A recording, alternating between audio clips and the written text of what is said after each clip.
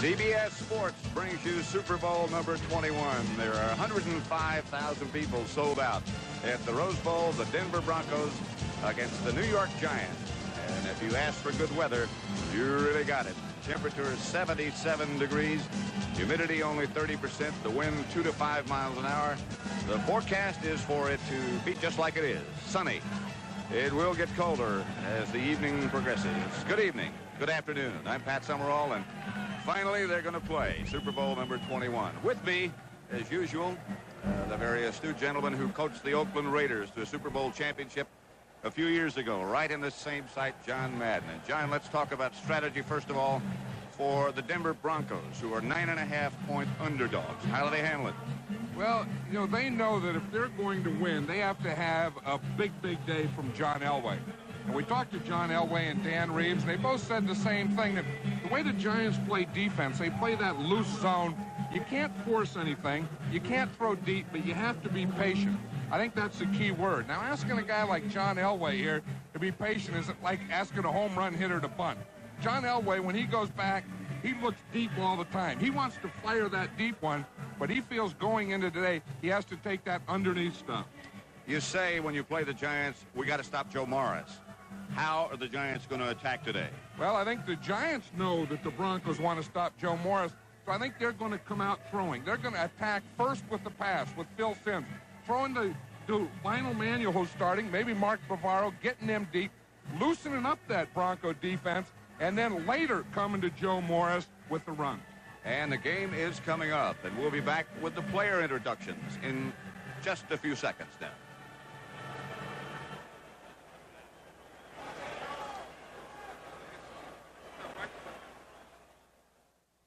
Hi, I'm Doug Parcells. And I'm Joanne Reeves. Our brothers are Super Bowl coaches. So plenty of investment firms would love to manage their money. But we found a firm that thinks we're important, too. Yeah, Dean Witter. They're helping me to plan for my children's education. And for my retirement. And we all know you need a game plan. If you expect to win. You're somebody, a Dean Witter. A member of the Sears Financial Network. Why would one company work 24 hours a day, 7 days a week, 365 days a year, and spend billions of dollars building America's first and only 100% fiber optic long-distance network? Why? So that every fiber optic long-distance call you make will be so clear and quiet that you can actually hear a pin drop. U.S. Sprint, builders of the first and only 100% fiber optic network clear across America. We gave you the weather conditions. The temperature is 77 degrees. You get a good idea at the immense size of this crowd, 105,000 plus, I'm sure. The field is in excellent shape. George Toma and his crew have got this place where it couldn't be more perfect. It's a fast track. I don't know who that favors, but it is a fast track. The field in great shape. The referee, by the way, is Jerry Markbright. And they are chosen like the teams and the players are chosen by their performance during the year. Graded from New York by Art McNally and his staff. So they are the best. The teams are the best. And the crowd is the biggest. The Giants, for the most part, and their fans on the near side of the field, the Broncos on the other side. Giants are the home team. They'll be dressed in blue, and the Broncos dressed in white.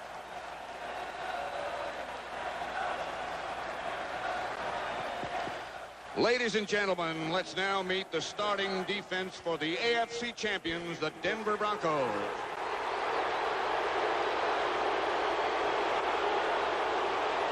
From Mississippi, left defensive end number 61, Andre Townsend.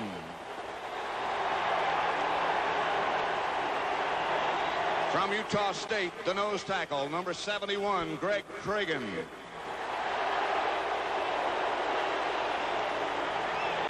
From Utah State, right defensive end, number 75, Rulon Jones.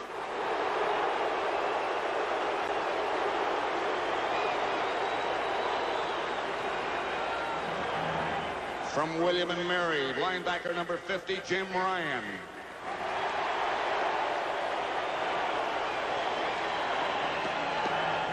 From Minnesota, linebacker number 77, Carl Mecklenburg.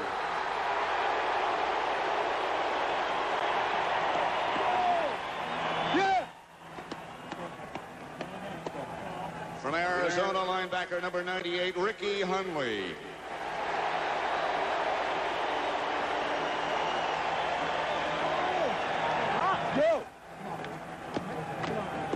From Louisville, linebacker number 57, Tom Jackson.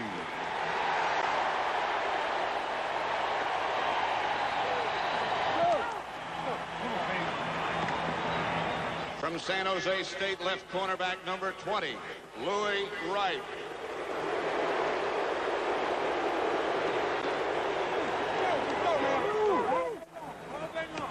From Michigan, right cornerback number 31, Mike Harden.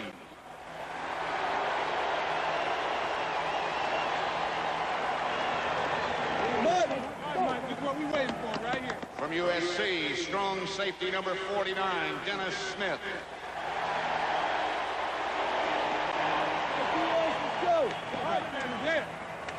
From Tulane, the free safety number 43, Steve Foley.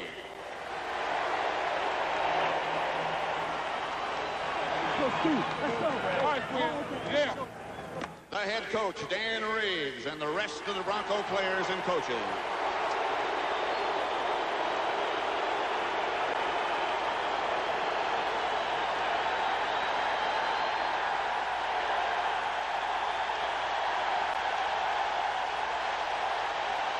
Now the NFC champions, the New York Giants.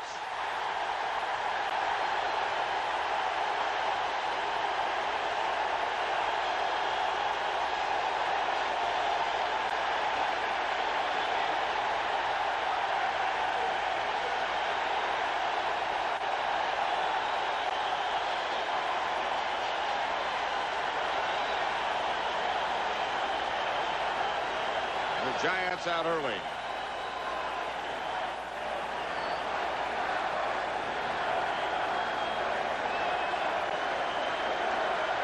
Giants, as is their tradition, the whole team comes out to welcome the starters, which will be the defensive unit.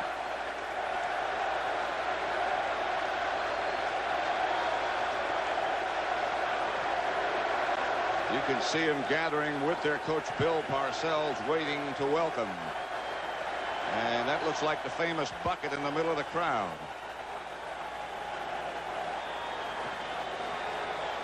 From Oregon, the left defensive end, number 75, George Martin.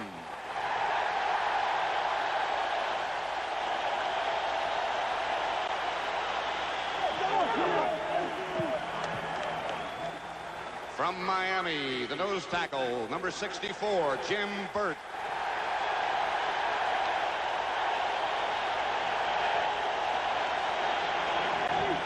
Hey, man, get the fuck out of here.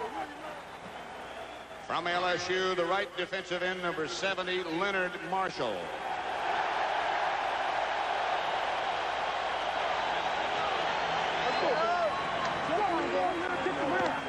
From Michigan State, linebacker number 58, Carl Banks.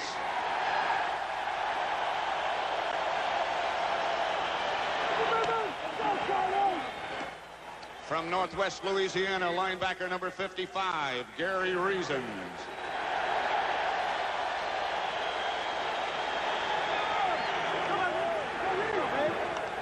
From South Carolina State, linebacker number 53, Harry Carson.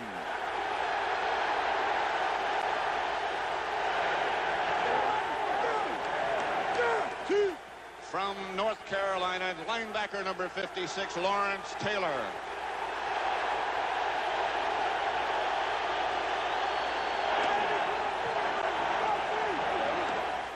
From Kansas, the left cornerback, number 34, Elvis Patterson.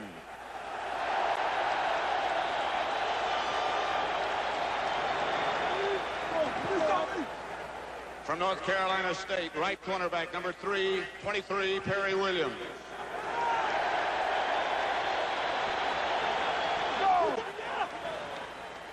From Yale, the strong safety, number 48, Kenny Hill.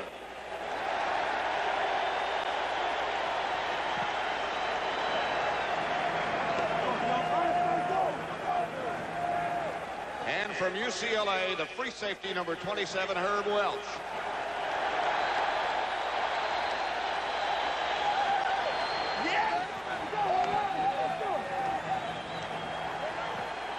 Head coach Bill Parcells and the rest of the Giant players and coaches.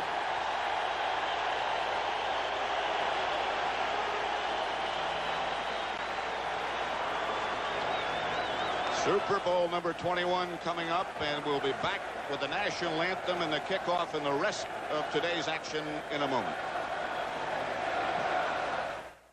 To know no boundaries, to let yourself run free. To know no boundaries is what the world should be. Whether you're investing for your future or your children's future, our financial consultants can show you more opportunities than ever before. Because at Merrill Lynch, we believe your world should know no boundaries. To know no boundaries. I practically live out of a suitcase. So I always call 800-221-2222 and make the quality choice for great lodging anywhere. Oh, Quality Inns always gives me a big, comfortable room. The service is impeccable at Clarion Hotels. And Comfort Inn saved me lots of dollars. Franks. Wherever you go, just call 800-221-2222 and you're all set. Unless your luggage gets lost. This isn't Pittsburgh, is it? You're on your way. Kids and science can really get together in the right kind of place. So Dow has developed and funded the Touch Tech Laboratory here at Impression 5 in Lansing, Michigan. In this particular experiment, we're going to make a solid out of two liquids. It's a hands-on museum that puts the wonders of science at a child's fingertips. Here you go, PJ. Who knows what that could lead to? Dow lets you do great things.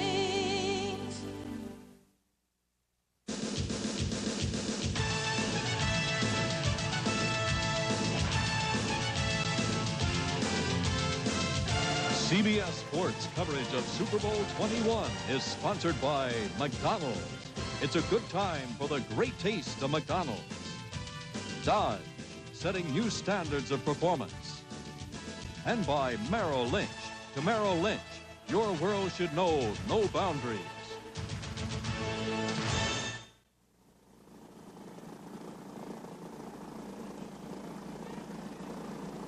Ladies and gentlemen, to honor America, here to sing our national anthem, Neil Diamond.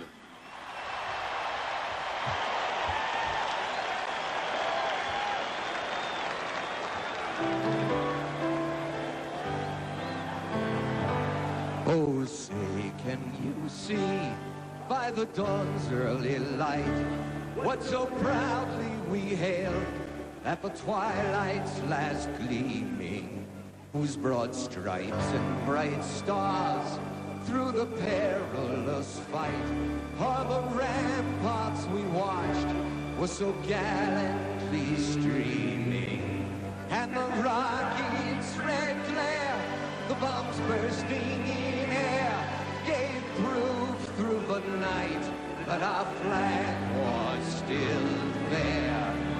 Oh, say does that star-spangled banner yet wave o'er the land of the free and the home of the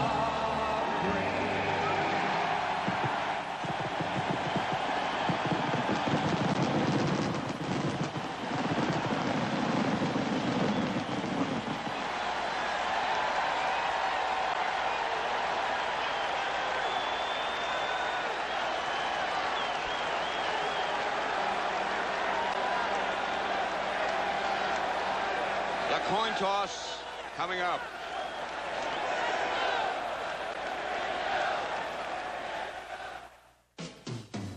What'd you do to your car, Joey? It's really hot. It's these new Sportline Performance tires from Michelin. They've got a super grip and really handle the curves. I never knew a fat tire could make such a difference. It can if it's a Michelin. Joey, I think someone's got his eye on us. I think he's got his eye on you. Michelin, because so much is riding on your tires. House is paid up. Kids are out of college. Things are fantastic. So what's the problem? Things are not so fantastic. A financial genius, I'm not. Very few of us are. We can help. At New York Life, we have the resources to make the most of your resources. We offer a range of financial opportunities, including mutual funds, annuities, and limited partnerships. Don't settle for less than you deserve. Get the most out of life with New York Life. For a limited time, McDonald's presents double features. It's back, but it's not alone. The return of McDonald's Double Cheeseburger. Sizzling, unforgettable, tastes real good. And introducing double fries, a sensation, a masterpiece, a lot. Yes, that delicious double cheeseburger. Yes, a double-size order of regular fries. What more could you want? Coca-Cola? A Coke. Yes, if you eat only once this year, make it McDonald's Double Features. Coming to midfield are Bronco captains John Elway, Steve Watson, Tom Jackson, Lewis Wright, and Rich Carlos. And the Giant captain, Harry Carson.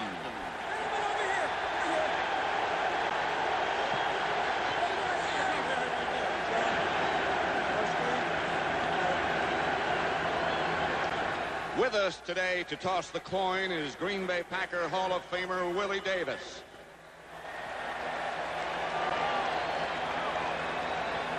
The referee for today's game, Jerry Markbright, will now conduct the coin toss ceremony. For the visiting team, Captain Jackson, Luke Pollock, in the air. The faces, our heads, the trophy, tails. Willie, flip it. Tails is the call. It's tails. Denver wins the toss. You want to receive. Denver won the toss. They're going to receive. Good luck, gentlemen. It's a terrific game. Again, the referee is Jerry Markbright. And the stage is set. Denver won the toss, chose to receive. John Madden, I don't know that there's any way you could hope for better weather, better playing conditions. Well, I think that some of the big Giant defensive players would wish it were a little cooler. That was one of the things that Bill Parcells was worried about, that, you know, at the end of the season, they played back there in New York in all that cold weather, and he was worried about his team's cardiovascular conditioning. They said the one thing we don't want is a warm day. Well, it's 77 degrees right now. It probably will cool down to the mid-40s by the time the sun goes down. But again, I guess when you play in those conditions, as they have back at Giant Stadium down the stretch when it was cold, you can run, but you really don't perspire or work out. You don't really get the same things done that you do in warm weather. Well, and you don't even stay out as much. Now you say, well, how about the Broncos? And you always talk about that altitude, that mile-high altitude, that their cardiovascular conditioning, their endurance should be better. Raul Alegre will kick off number 2. He was outstanding down the stretch. Gene Wang and Ken Bell, 33 and 35, stand back deep for the Broncos. Alegre gets it underway. It's going to be Lang at about the 1. Outside the 20, about the 23, knocked down by Tom Flynn. A return of 22 yards. John Elway, the outstanding athlete at quarterback for Denver. The defense he will be facing, a 3-man front, George Martin, Jim Burt in the middle, and Leonard Marshall, already introduced. 4 outstanding linebackers, Banks, Reasons, Carson, and Lawrence Taylor in the secondary. They play a zone. Patterson and Williams on the corners, Kenny Hill and Herb Welch, the 2 safety. Elway to throw on first down, comes out of the pocket. This is what they dreaded. Elway scrambles on first down, chased by Harry Carson, knocked out of bounds, a gain of 10. Close enough, I believe, they're going to have to measure. Here's the Bronco offense. Elway, the quarterback. Winder and Wilhite start when they use two backs. Vance Johnson and Steve Watson, the wide receivers. In front, Studdard, Bishop, Brian Cooper, Lanier, and Clarence Kay, the tight end. They're going to measure. It's an interesting thing. They brought Lawrence Taylor on a blitz, and he came on the outside, and John Elway ran right inside of Lawrence Taylor. He ran to the same side that Taylor came from and picked up the first down. First down, Denver. That's the one thing you talk about on offense. You got to stop Joe Morris. You look at the Broncos, you have to contain Elway.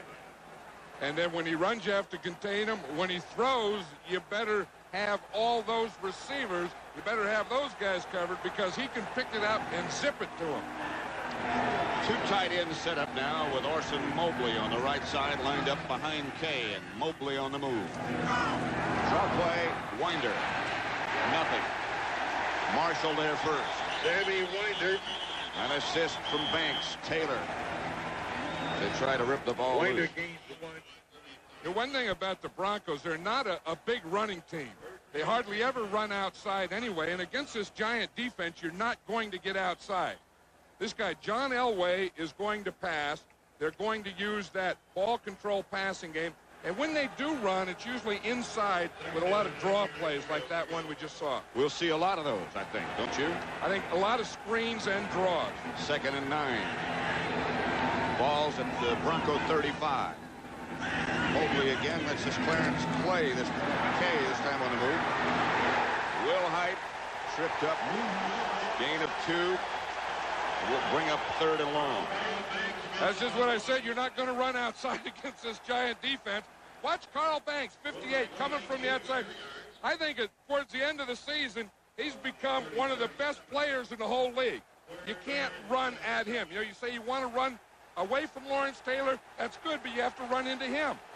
Took a couple of years after he was their first-round draft choice, but you're right. He has really developed into an outstanding linebacker.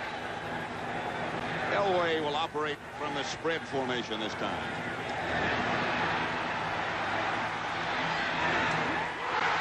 Jackson in Giant territory. Hit by Collins, but a first down, Denver. That's what John Elway was telling us is his favorite thing to do.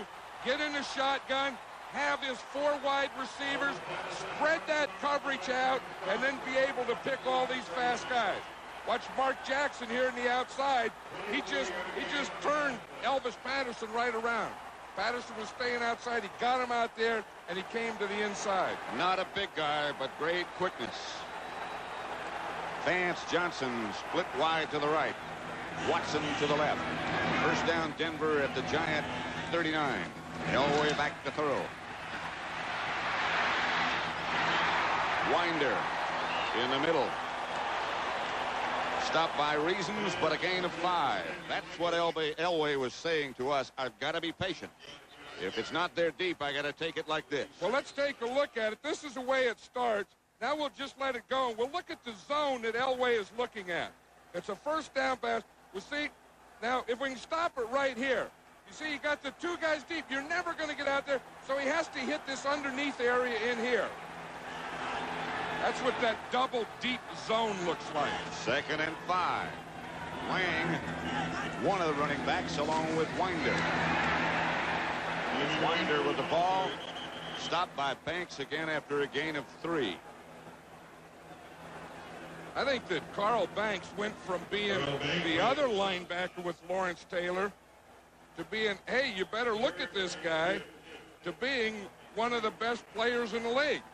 I'll tell you, the games, the playoff game against 49ers, the championship game against the Redskins are the 2 best games I've seen a linebacker play. And that would be Carl Banks. 3rd and 2. He got up, by the way, a little bit slowly after that play. 3 tight ends set up down for the Broncos. And off Winder. No gain. And on comes the barefooted place kicker for the Broncos, number 3, Rich Carlos. Hey, watch, you're going to get penetration. It's going to be a trap play. We see 54, the guard pulling, and what happened is Banks got inside before Winder could get to the hole. They pulled Keith Bishop, and again, Carl Banks got the penetration. There's the book on Carlos. Kubiak will be holding from 49 yards out.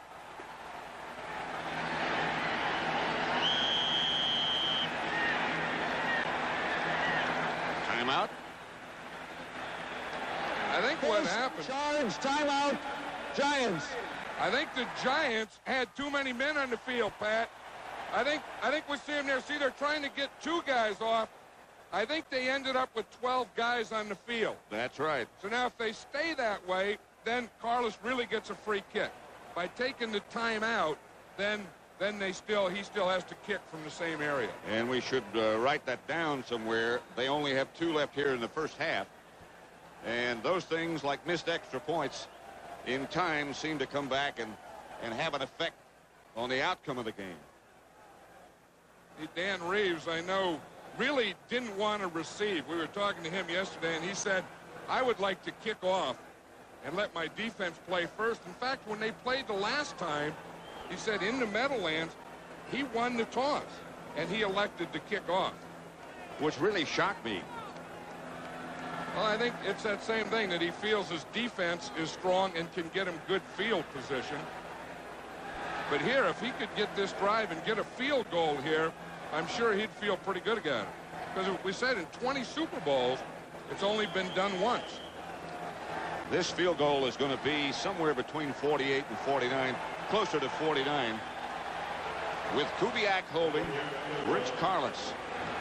From this distance, he's 8 out of 14, and that's pretty good.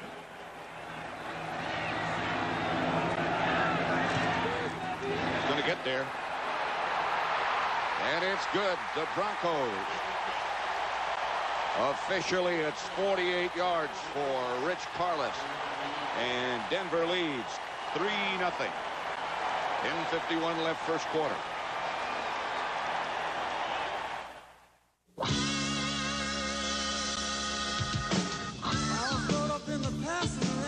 I got a mind for motion. I like fast guitars and fancy cars and bike rides on the ocean. Some people call this paradise. I call it Wonderland. And I pledge my allegiance to the king of beers. I'm a genuine bud man. Bud and bud. Bud and bud. I'm a bud man, yeah.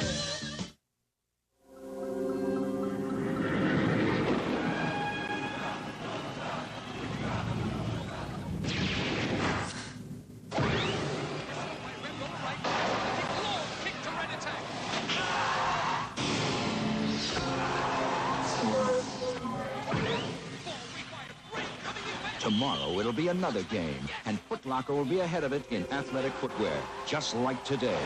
Get it right for your body. Come to the Stripes. Okay, but why Tandy Computers? In a word, quality. We do it all, from custom-designed semiconductors to the finished product. Tandy business computers are manufactured in our own USA plants. We test and retest and test again to ensure one of the highest standards of quality in the industry. And Radio Shack provides total service and support. I'm convinced.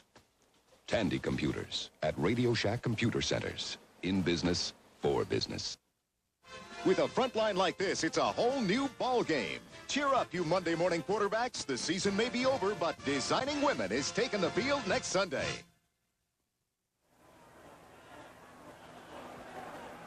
Eight plays, 45 yards. The Broncos kept the ball 4 minutes, 9 seconds. And the 48-yard field goal by Carlos ties the longest in Super Bowl history, which was held and set by Jan Stinnerud in 1970. Lee Roussan of the Giants at the 3. Roussan outside the 20 to about the 21. Knocked down by Rick Dennison. Return of 19. Phil Simms, the Giant quarterback, and the defense he'll face, at least in the beginning. They make a lot of changes. Townsend and Rulon Jones, the ends. Greg Cragen in the middle. The linebackers Ryan, Mecklenburg, Hunley, and Jackson. And in the secondary, Wright and Harden on the corners, and Smith and Foley, the safety men. First down, Giants at their own 22. Lionel Manuel starting and split wide to the right. Sims going to work early. To Manuel. First down, Giants at about the 38. In front of Louis Wright.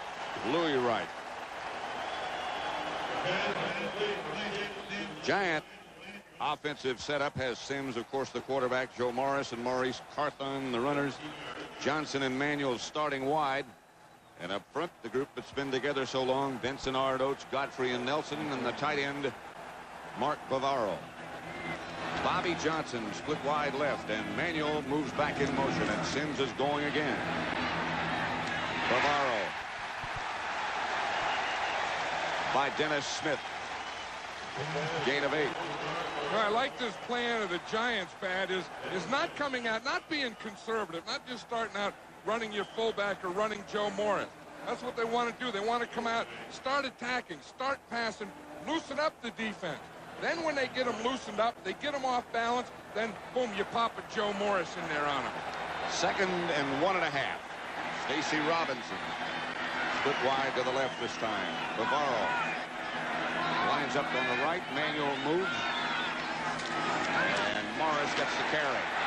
Morris breaks into the secondary and gets down to the Denver 40, out of bounds there by Steve Foley. Picked up 12. The Giants are doing another interesting thing.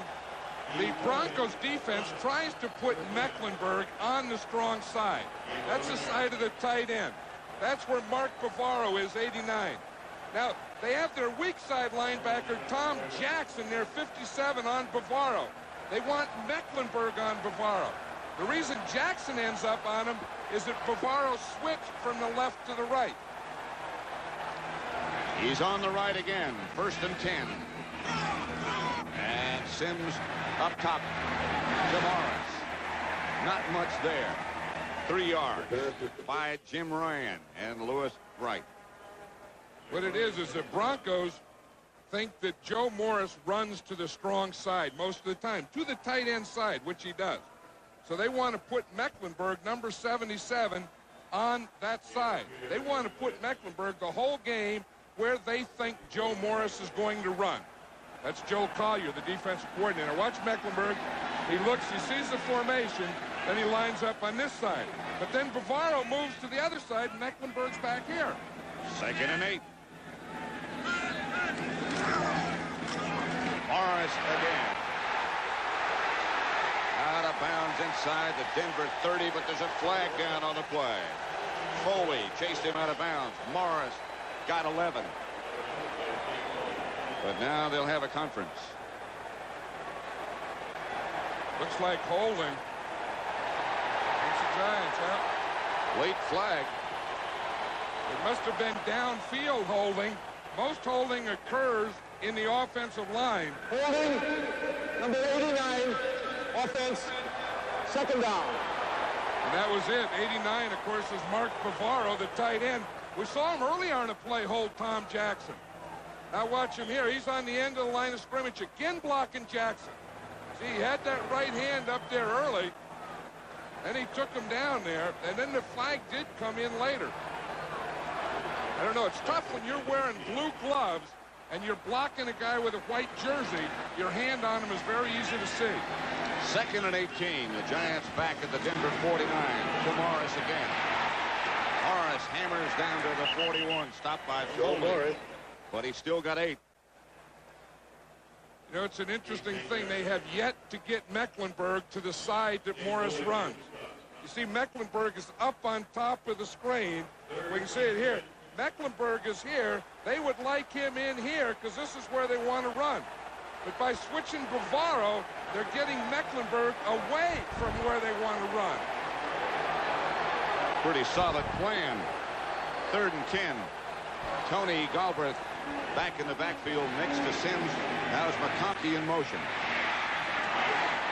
Sims to Stacy Robinson. And the Giants get their first down.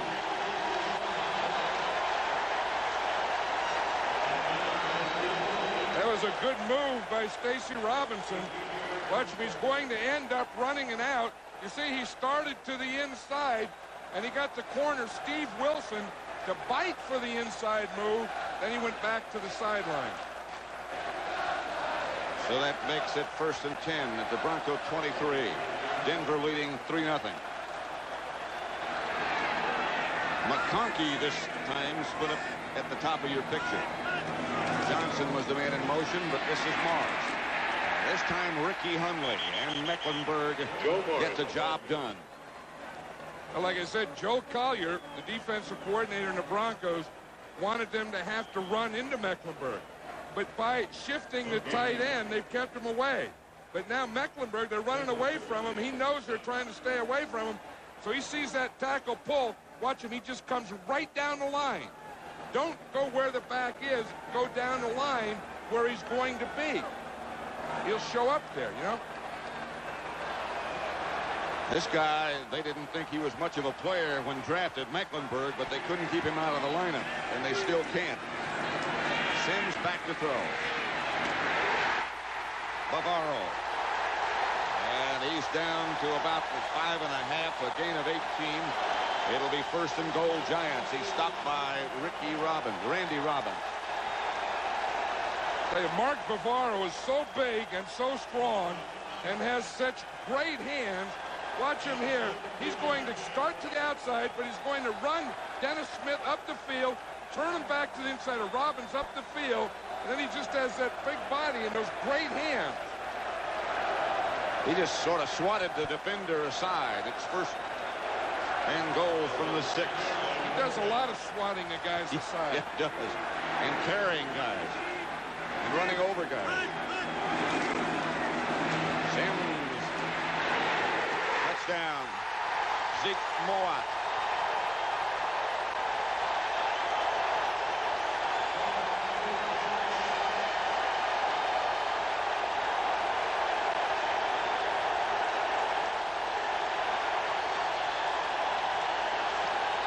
From 6 yards away.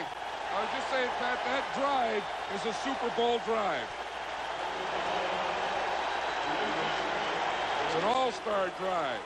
Moat is the motion man. See him on top of the screen? He came across the formation, up the field, and then back across in the end zone where he originally came from. Allegre with Jeff Rutledge holding. 7-3.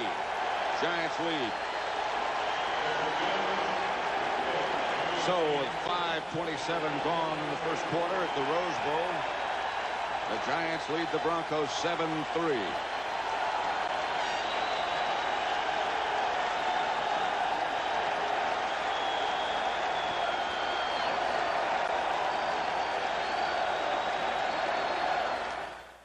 McDonald's presents Double Features. He was hungry for money. He was hungry for power. But most of all, welcome to McDonald's. He was hungry. Hungry for McDonald's Double Features. McDonald's Big Beefy Double Cheeseburger or a double-size order of McDonald's regular fries. A taste big enough to satisfy his hunger. But only available for a limited time. I drink milk because this takes muscle, and working muscles burn fuel.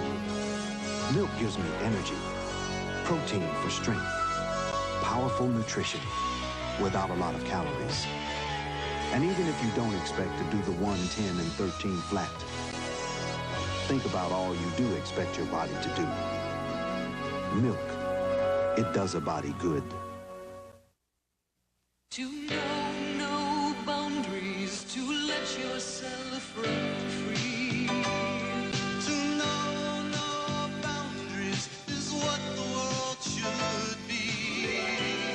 Wherever there are investment opportunities, Merrill Lynch is there with the help you need to make the most of them. Because at Merrill Lynch, we believe your world should know no boundaries. To know no boundaries. Top-ranked Iowa faces the tough-at-home Wolverines on Michigan turf. Then Syracuse and Georgetown in their first battle this year next Saturday on CBS Sports. The Giants 7, Denver 3. We're in the first quarter with 5:27 remaining. Giants took 9 plays in that drive. Sims was 6 for 6. And the touchdown pass to Mowat. Allegre's kickoff goes to Bell. Bell with a little room. Bell almost with a lot of room. Stopped again by Tom Flynn, but a return of 28 yards. Allegre's kick short. Phil Sims was over there in the sideline talking about that touchdown and about how he got it. Watch his motion. Here's Zeke Mowat. He's going to come across the field of motion. Now the Broncos, this guy's covering him. When he goes in motion, this guy's switching. Mowat comes up, boom, beats him here, catches the ball for a touchdown. Watch him now. He starts there, comes across. See the switch in the Bronco defense? Then up and in and touchdown. Broncos go this time with one setback. That's Watson in motion. Elway fakes. Gets it out to Winder. Winder to the Giant 44. Stopped by Welch finally. And Harry Carson. But they gain 14 and get a Bronco first down. That's that patience that John Elway was talking about. Go that play pass. Look deep, but don't throw it deep. Don't force anything. You see there, he's looking deep. Now he sees Winder underneath. You see the linebackers are deep. You see 53 Carson back there. Let him go back. Let 56 Taylor go back. Let them all get deep and then hit Winder underneath. Then if they start coming up on that, then boom, go deep. First down, Denver, and Elway drops again.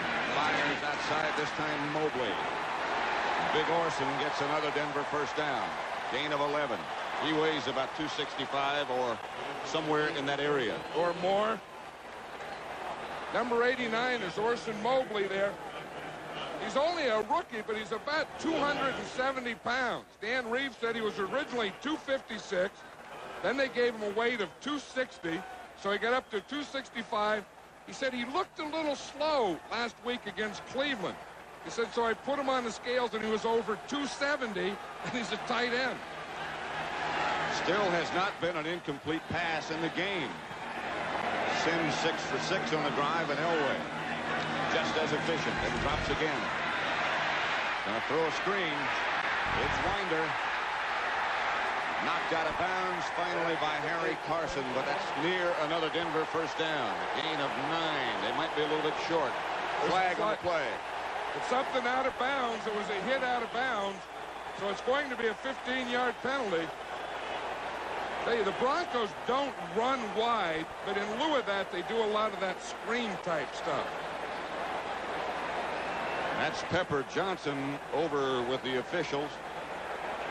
And the discussion continues. I think it looked like a hit, Pat, out of bounds, a late hit. We have 2 fouls on the play on the Giants. Their fouls will be enforced. Personal foul, late hit out of bounds, number 53, defense. Unsportsmanlike conduct foul, number 56, for throwing the marker after the foul was called. First down. Well, let's look again. Well, here's the screen pass. There's Winder. Someone made a good block on Taylor. Now, that was the first penalty there. That was on Carson for hitting Winder out of bounds. Then the guy threw the thing, and Lawrence Taylor threw the marker. And as Jerry Markbright said, both penalties were enforced, and so the Broncos are down to the 6-yard line, where it'll be first and goal. That was serious. Well, you know, there was a lot. I think Lawrence Taylor got upset because he was the guy that was responsible for that screen pass, and he got knocked down, and that allowed Winder to get outside of him. First and goal at the 6. Bobby Michaud over the right side. Elway not happy with what he saw, and Denver takes a timeout. We have 3:37 left to play in the first quarter. It's the Giants 7, the Broncos 3. Denver timeout.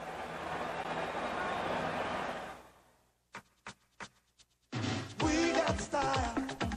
We got flash. We got the diet. It's making us fast. We got juice when you got a passion.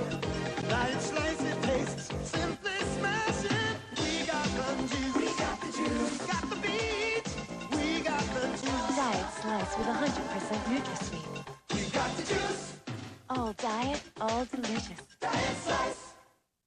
Seiko celebrates Super Bowl 21 with Super Gift Time 87. What a golden opportunity to give unrivaled Seiko technology. Fine Seiko design, detail, elegance. Starting tomorrow, participating authorized dealers are offering the most extraordinary values on a special collection of Seiko watches for the dates on your calendar that call for a special gift. Look for the Super Gift Pennant in the window. You'll find super buys inside. Something's stirring, and there's no denying its energy. Its arrival. This phenomenon goes by the name of Daytona. The brand new front-wheel drive Dodge Daytona. Be prepared for even more excitement per mile.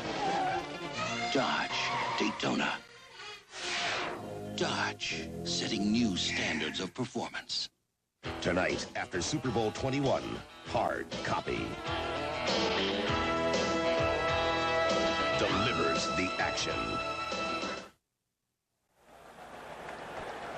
The Slice blimp furnishing those pictures from above the Rose Bowl and 105,000 people.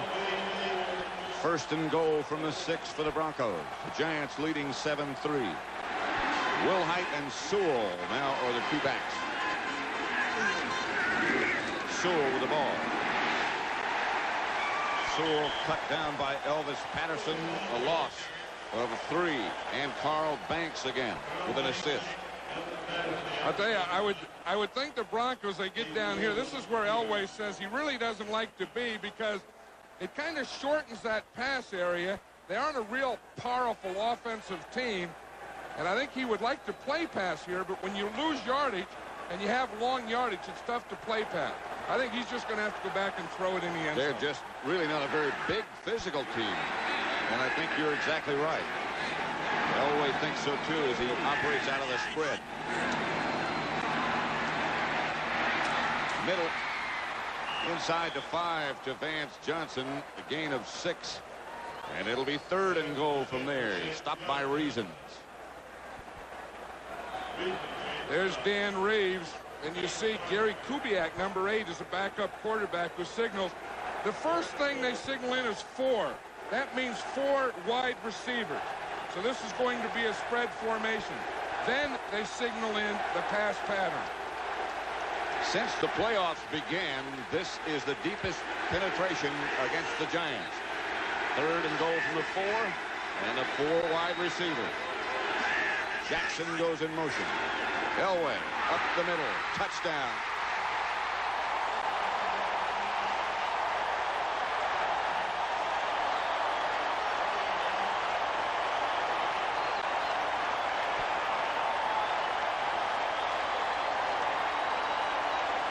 You can't give him a lane. That's what the Giants did, and that's what makes Elway so effective.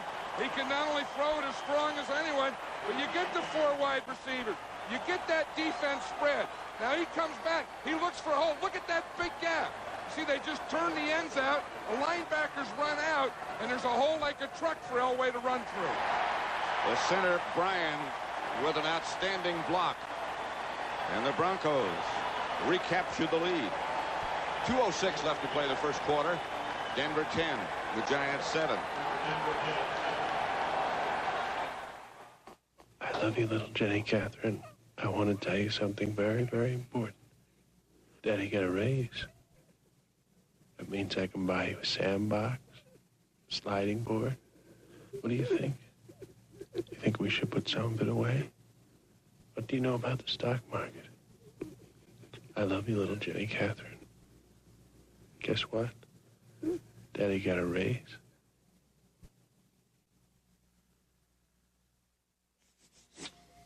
Managing information means storing it, finding it, and moving it from A to B. When that meant linking 800 miles of Alaskan pipeline, they called Contel. When it meant matching orders to inventory at the Stoneham Lumber Company, they called Contel. Small business or tall order, Contel can help you manage information better, too. For Contel, I'm Charlton Nest. We bring in the drafting table next. You know what it means to start your own business. A lot of work and some big headaches. But I don't take aspirin or Tylenol anymore. Today I take Advil. Fact is, Advil has a non-prescription strength of the medicine in the prescription brand Motrin. Doctors have already recommended Advil over 5 million times for so many types of pain. So today it's Advil. Business is tough enough. I don't want to compete with a headache. Advil, tablets and new caplets. Advanced medicine for pain. Football's about over, so it's time to hit the greens. So why don't you join my friends and me at Pebble Beach, huh?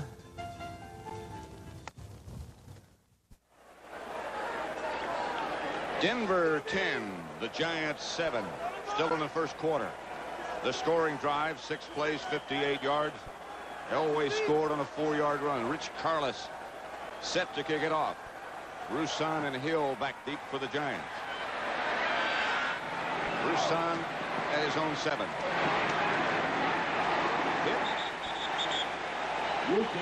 First by Robbins, down by Woodard. Let's watch the touchdown again, man. Here's Dave Studdard. He turns out Leonard Marshall, gets that out there. Billy Bryan makes a good block on Burt, gets him going there, and this forms the hole for Elway. Then Keith Bishop leads through here in the linebacker. I got too many scratches in there. Watch the tackle will turn out on Marshall, Studdard. Watch the center, Billy Bryan. See, he gets Burt going that way. Look at that big hole there.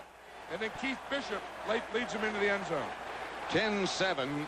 Broncos lead, 1st and 10 Giants at their own 22. Sims again to throw. Again complete, this time Morris. Almost 30-yard line. Andre Townsend made the stop, but a gain of 7. There still hasn't been any complete pass. I was just going to say the balls are being kept in good condition. There's yet to be a football hit the ground here. There's Bill Belichick. He's the defensive coordinator of the Giants. One of the things you have to do to be a defensive coordinator is to learn to write upside down. Write upside down and talk while you're writing, and then know what they just did. He's just diagramming to them what we just diagrammed. 2nd and 2 at the 30. Sims to Morris. Morris first down Giants. Woodard again on the stop.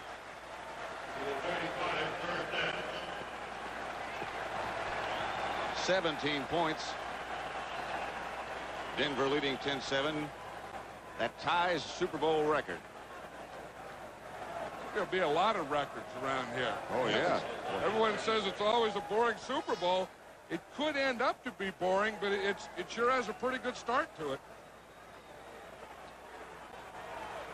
Roussan and Anderson both in the game. Anderson is the lone setback, number 24. O.J. Anderson on 1st and 10. Anderson left side hit behind the line of scrimmage. Mecklenburg was first there, a loss of 2. I think what the Giants are trying to do there was to maybe play O.J. Anderson a little more today, but use the halfback as a decoy and run the other back being O.J. Anderson. That didn't fool Mecklenburg. Clock down to no seconds, and that's the end of the first quarter. Super Bowl 21, the Broncos lead the Giants 10-7. Flight 124, fly runway heading to 3000, right turn to 270. You are cleared for takeoff. Introducing DuPont certified Stainmaster carpet. Stainmaster gives you a revolutionary new level of protection against stains and spills that's better than any other carpet you can buy today. Because you never know. New Stainmaster from DuPont Carpet Fibers. The National Football League salutes the United Way on its centennial. 100 years of caring. It started in Denver in 1887 when 4 clergymen of different faiths created the idea of one campaign to help many. The idea of helping has been passed through all these generations to you, the volunteers, the contributors, the recipients.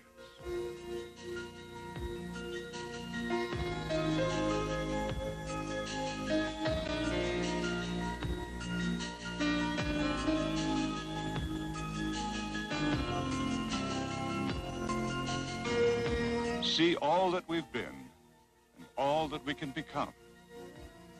The United Way, it brings out the best in all of us. This message furnished by the National Football League.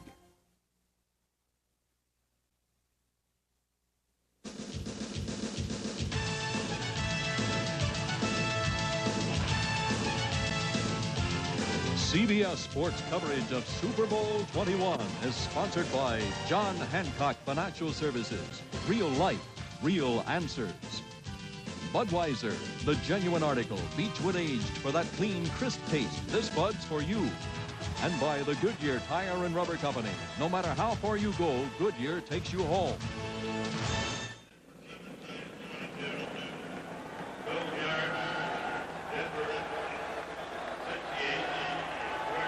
The NFL on CBS, Super Bowl number 21, the Giants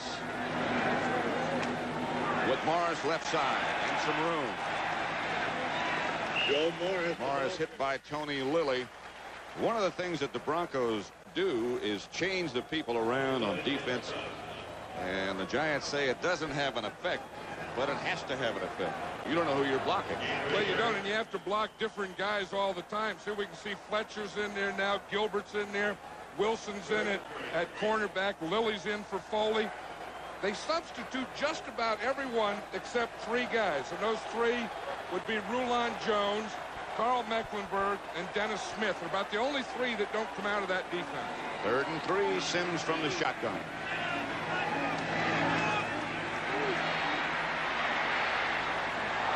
Up on top and nobody there. McConkey is saying, hey, they interfered with me, knocked me down. Phil McConkey jumped up and started waving arms, but to no avail.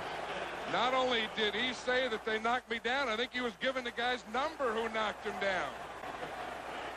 Sims gets a little pressure from his right. But other than that, pretty good pass protection. So he can step up. You see Rulon Jones got there right at the end. And so Sean Landeta comes on to punt.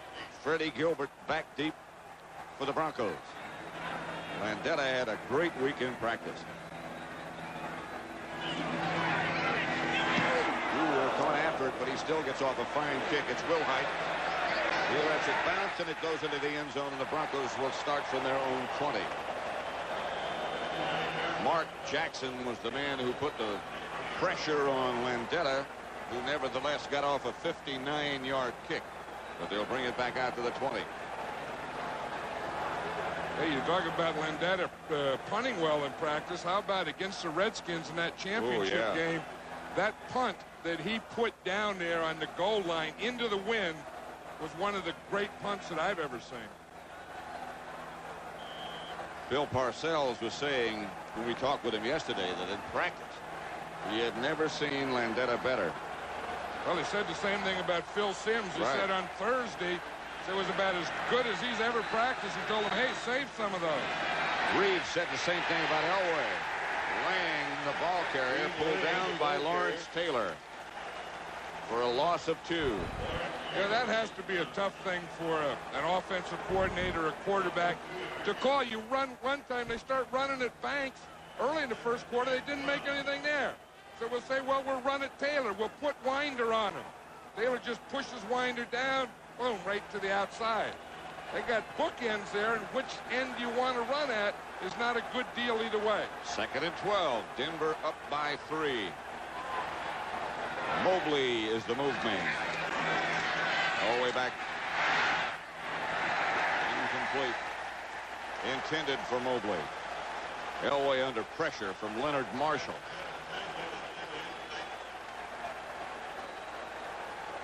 Let's watch Marshall. Now he's in what they call a reduced position. He's the second guy up there, number 70. He's not over the end. He's over the guard. He works to the outside, taking 2 guys. He starts on the inside, works to the outside, and then Taylor comes inside. So Marshall got there, and Jim Burt was also there. 3rd and 12.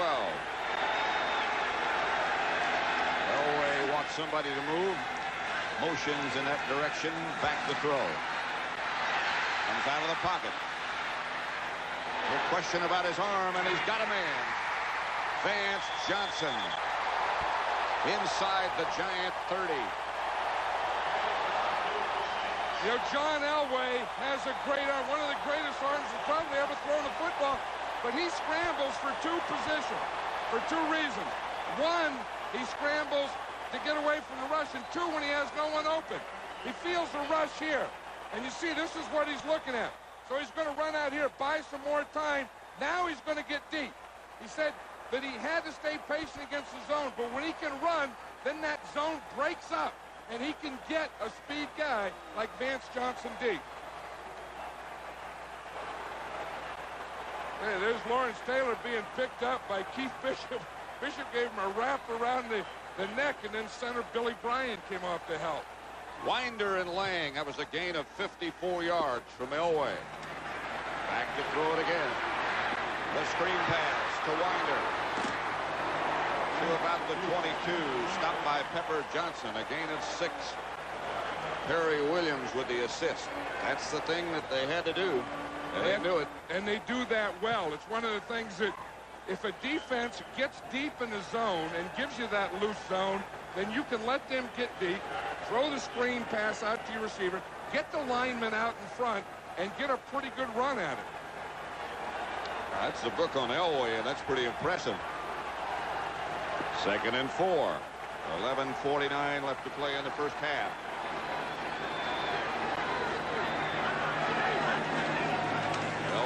Semi-roll out right. Chased by Marshall. Throws back across the field. Just threw it away. Leonard Marshall. Looking in his eyes. Well, that's one of the things that the Giants want to do. When Elway goes out to the right. There. You see that signal there? That was Mo for Mobley. Meaning 89's coming into the game. And there he is. You know that deal where he puts his hand, it's like the Three Stooges trying to block the 2 fingers in the eyes? That means Mo. And Mo means Mobley. And Mobley's a big package. That's a 275-pound Mo. Elway is 8 out of 10. Vance Johnson on the move, and Elway retreats. Here comes the blitz. Elway unloads. And it's Mobley, and he struggles for enough for a Bronco first down. Pepper Johnson on the stop. You know, when you get a big guy running across the field, as a quarterback, you can't miss him. Watch, he uses the umpire. He runs right at the official first, then right across the field. Now you got that big target, that 6'5", 270. If you can't find him, you can't see anything. Stopped by Herb Welch.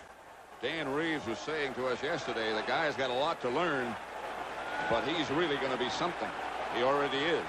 I think the way he receives the ball, he's going to be a superstar receiver. He really is. He's a new dimension. They don't have guys that weigh that much out in the open field. Watson was the man in motion. Gene Lang straight ahead for 3. Stopped by Carson. You know, the Giant defense has been so effective, and of course they were highly favored in this game, but I don't think anyone told Dan Reeves or John Elway about that. They're just going out there and playing them like they're just another group of guys. They haven't heard about that yet, in spite of everything that's been written. Yeah, when we talked to Elway the other night, he kind of exuded confidence. Really. And had the feeling, I got a secret. 2nd and 7. Ball at the Giant 13, and Elway drops with a lot of time. Complete to Lang inside the Giant 10. He hangs on. Gain of 4, not enough for a first down. Taylor and Patterson on a hit for the Giants. Yeah, a group that's doing a good job is that offensive line, because they have that defense of the Giants. They have it pretty well under control, and they are giving John Elway the time. Tell you, John, he looks very comfortable. You said he looked very confident the other night, but he seems very comfortable with the way things are going. He should be. His team leads 10-7. And they're down close forced again. Elway. Sewell. Kenny Hill on the stop. Gain of 7 and a Bronco first down. See, Sewell is one of those guys who can do everything. He's a running back. He's a receiver. He can play outside receiver. Here, Elway is just throwing him on out. Kenny Hill, number 48, is late getting over there, and Sewell gets it down to the 1. Steve Sewell was injured, and Dan Reeves was saying when he was out, we had essentially like 4 different guys to get what he gave. He didn't play in the first meeting, the regular season meeting between these two. Stuttered. A tackle lined up at tight end to front. Elway knocked out of bounds at about the 3 by Lawrence Taylor, a loss of 1. One thing that the Giants do is from that backside, they get those guys up as deep as Elway. Where they say when he really gives you trouble is when he runs away and then you let him double back. Then you don't have a chance. And that's what they were doing that last play. They really just pinned Elway right into the sideline. 2nd and goal then. The ball between the 2 and the 3.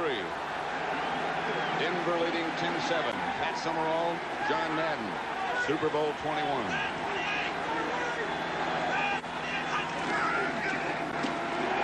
ahead and nothing is Will Height. He never got underway. Eric Dorsey was the first man to hit him. An assist from Carson. We were watching the Giants practice, and the coach always yells at them, you know, nose on the ground, get your heads in the grass, get down there, stay low. I tell you, they did a pretty good job of doing that. 3rd and goal now, and they're still at the same place between the 2 and the 3. This will be a play pass. They do have a tackle. Dave Studdard is playing tight end. It could be a tackle eligible. See him down here at the bottom, 70. Winder. By Banks. They lose 3. I think a pass would have been a better call. That run didn't have a chance. They got out there and it was met by about 6 or 7 blue jerseys. But then it's going to be out to our right, to the Broncos' left. Well, they get the guy in the backfield. They get Carson. They get Banks coming from behind. The safety in there. Everyone's in there. Where Sammy Winder doesn't have a chance. Jerry Williams got penetration into the backfield, made him cut back, and there was nothing there. So Carlos with his 2nd field goal attempt of the day. This one from 24 yards out. Kubiak holding. Carlos is no good.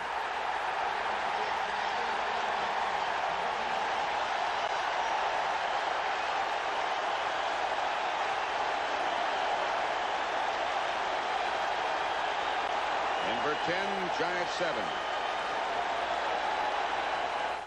All I want to do is hurt him, cripple him.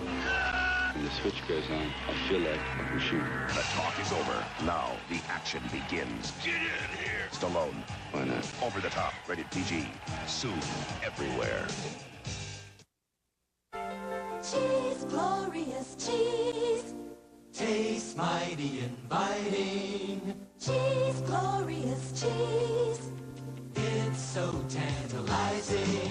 Whether you like it saucy, snappy, mild, or wild, real cheese has a taste for you. Enjoy cheese, marvelous cheese, wonderful cheese, glorious cheese. If you think I look good in this, Van Heusen, you should see Jeffrey. After all, it's his shirt. Van Heusen, for a man to wear and a woman to borrow. With every Budweiser enjoyed, the promise endures. The promise of genuine quality.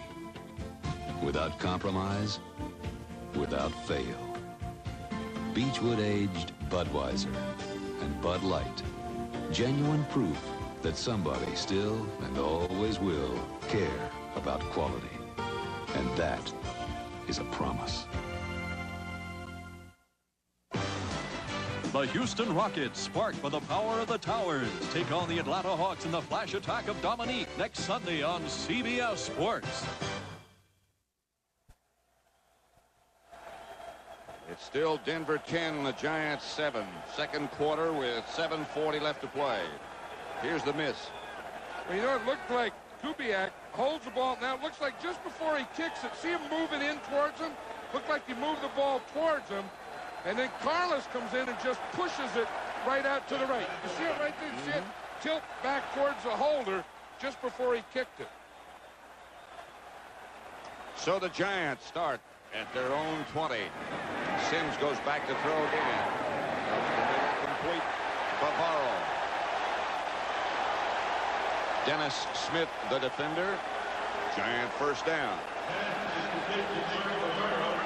Hey, Dennis Smith is a big, tall guy, and he still gets out-muscled here or turned around. Watch him by Bavaro.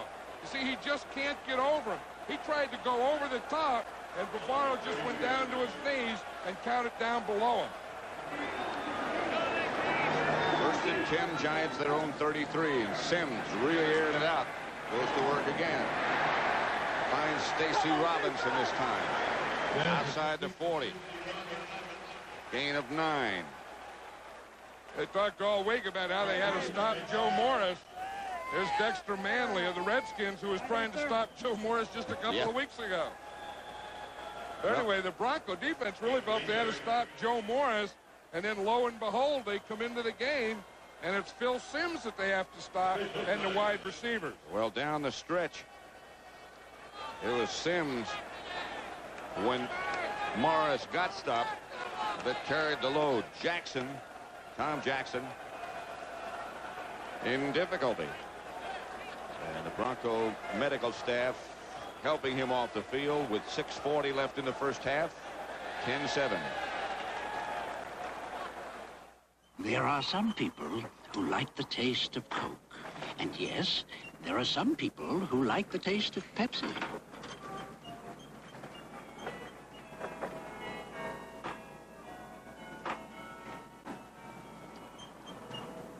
But there will always be some people who go out of their way for the great taste of RC Cola.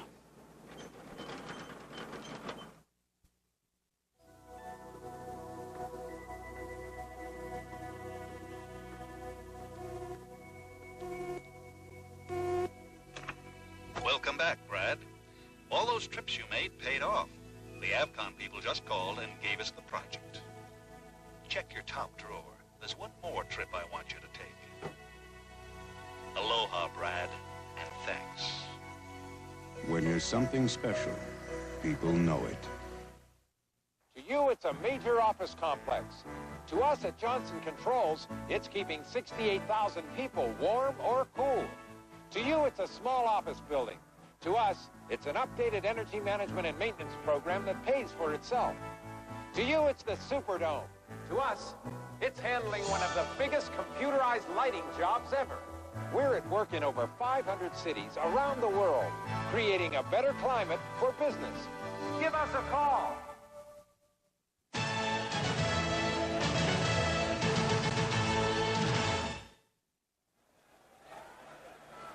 You know, I think Tom Jackson, he's right here. Watch him, Pat. I think he pulled a hamstring. It's a non-contact injury. Watch him. He's coming out here in coverage. And watch as he start there. He just pulls up right there. See him pull up and start to limp in that right leg. Looked like he just pulled a hamstring or got a cramp. Woodard takes his place. Ken Woodard, number 52. 2nd and 2. Manual in motion. Handoff to Cardone. He's hit by Rulon Jones. He got one. Not enough for a first down. Rulon Jones is one of the Pro Bowl players on this Bronco defense. And like I said, I think that whole thing is built around him. Let's watch him. He's here. He can come up and then collapse to the inside. He has great range. He has a great motor. Runs about 110 miles an hour. I mean, he goes for 4 quarters at that same pace. 3rd and short. 3rd and 1. The ball's at the 41. The Giants think they can go wide on short yardage. Instead, they go to Morris, and Morris goes straight ahead and gets the first down. That's a play that no one else runs, but they run it so well. And it's just such a simple play. It's just a straight dive into the side that Morris is on. I think one of the reasons it's so effective is Joe Morris usually runs across the backfield. And then on that one, he goes right straight ahead. First down, Giants, their own 45. Denver leading with 5:13 left in the first half. 10-7. Sims back to throw it. Into the pocket, out of the pocket. Finally gets it out to Carthon, who's hit by Woodard. And he might have gotten a half yard, maybe a 1.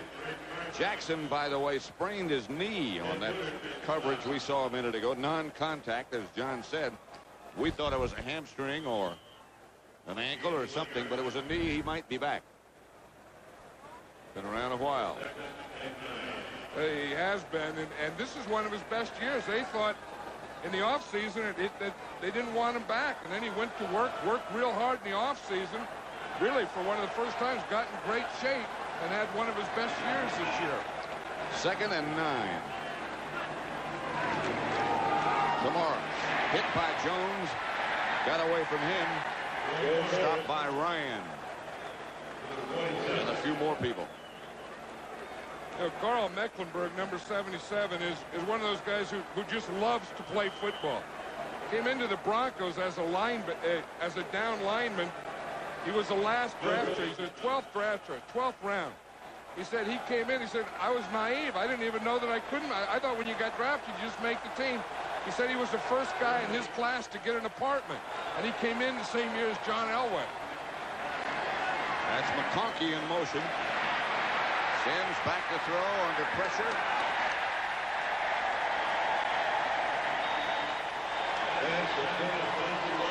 Robinson, the receiver. Sims under pressure from Mecklenburg. I think he gets the pressure, and he really can't step up and get the zip on it. Mecklenburg, you see, he's right down there at his leg.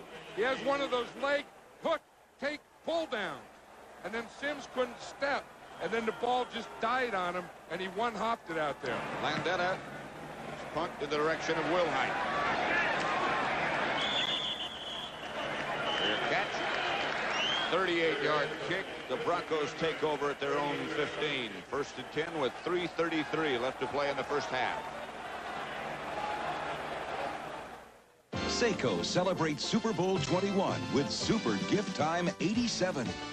What a golden opportunity to give unrivaled Seiko technology. Fine Seiko design, detail, elegance. Starting tomorrow, participating authorized dealers are offering the most extraordinary values on a special collection of Seiko watches for the dates on your calendar that call for a special gift. Look for the Super Gift Pennant in the window. You'll find super buys inside. First day of work. Well, wish me luck. You'll do fine. Be on time. Hey, Bill, want to go fishing? Nope, I'm going to work. Wanna make a good impression. I hear there's a new kid starting today. Oh, I hope he's cute. We're open in a few minutes, sir. I think it's a little late to start a new profession. You got what it takes, you know it's true. You're real cute. But you'll show them a trick or two. Let's see, that's 3 bacon, egg, and cheese biscuits, 1 egg McMuffin, 2 sausage muffin with egg, and 1 large OJ. Are you sure you never did this before? Thank you. Come again. How'd it go? I don't know how they ever got along without me. Well, I could have told him that. No matter who wins, it's how you play the game that counts. All right, both barrels. Outlaws, Saturday on CBS. Oh, you can depend on it.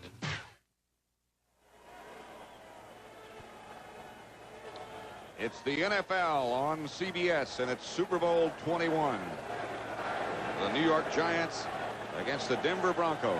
We're live at the Rose Bowl with just over 3.5 minutes left to play in the first half. And the Broncos lead the Giants 10-7. Giants were heavy favorites. Winder is the lone setback. It's Mobley moving over to the right.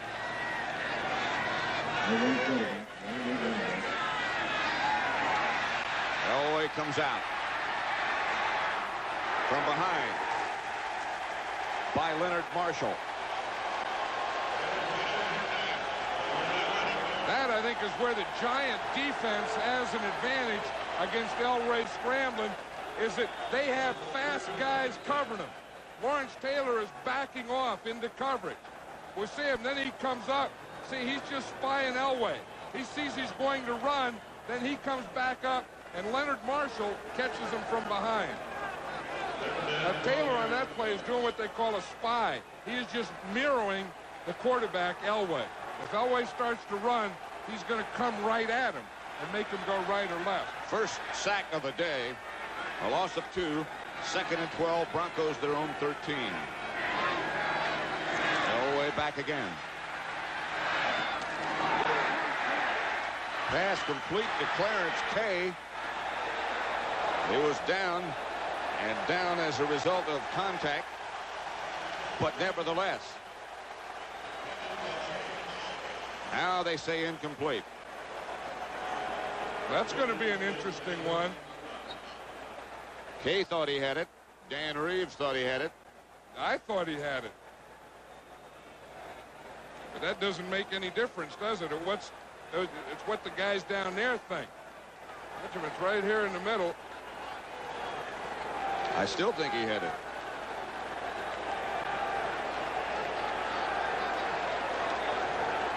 Well, they're going to look at it now.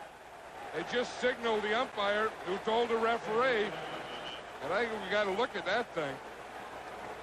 That would be, if it's ruled a completion, enough for a first down and get the Broncos out of the hole. Art McNally in the middle reviewing.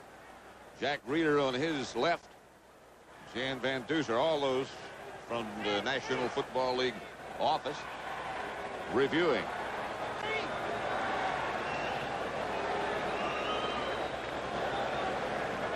They're taking another look, and so will we.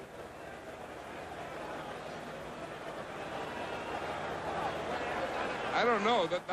That one's hard for me to see through his legs to see if it bounced or not. I can't tell. At first look, it looked like a complete pass. That's how long they've been looking. You know, I think we have to remember in this instant replay that it has to be conclusive evidence. So the guy has to see that it didn't. We haven't seen it yet. See, and they ruled it an incomplete pass. So if it's not conclusive, then they have to stay with that. Their communication, by the way, is with the umpire, who is Bob Boylston. Now here's Jerry Markwright. After further review, the play stands as called. Third down. Incomplete. Play stands. It'll make it 3rd and 12. Denver back at their own 13. If that play had been ruled the other direction, it would have been enough for a first down. 2:52 left to play in the first half. Denver 10. The Giants 7. Elway this time out of the spread.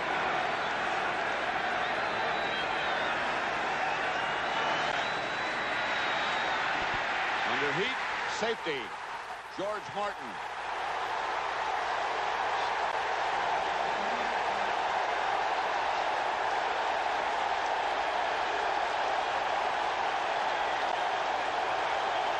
George Martin has had big games against these Broncos. Remember, it was George Martin who intercepted the pass in the first game and ran it in for a touchdown. And now it's George Martin, the 12-year veteran, who comes up with the big play, the sack for 2 points. Number 75 from the outside. Working against Ken Lanier. Just keeps going up the field. Elway started to fall into that side. And Martin gets 2 points for his team. And it's 10-9, 2:46 left to play in the first half.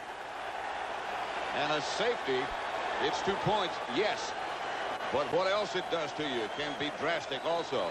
Well, of course, the Broncos now have to kick a free kick to the Giants. And that'll be from the 20-yard line. Now the Broncos are still huddled up over in the sideline. The free kick can either be your kickoff guy or your punter. Now I'm sure that they'll use their punter in this thing, and they'll punt from the 20. So the Giants get 2 points. Now they're going to get the ball right back, and usually with pretty good field position. If it is your kickoff guy, though, in this case it would be Carlos, he can't use a tee. So he's not used to that. So it is going to be Mike Horan to Phil McConkey in the middle for the Giants. The Giants, the restraining line now is 10 yards, so the Giants return team starts on the 30. 10-9. Denver leading with 2:46 left to play. The Giants have 2 timeouts left in the first half.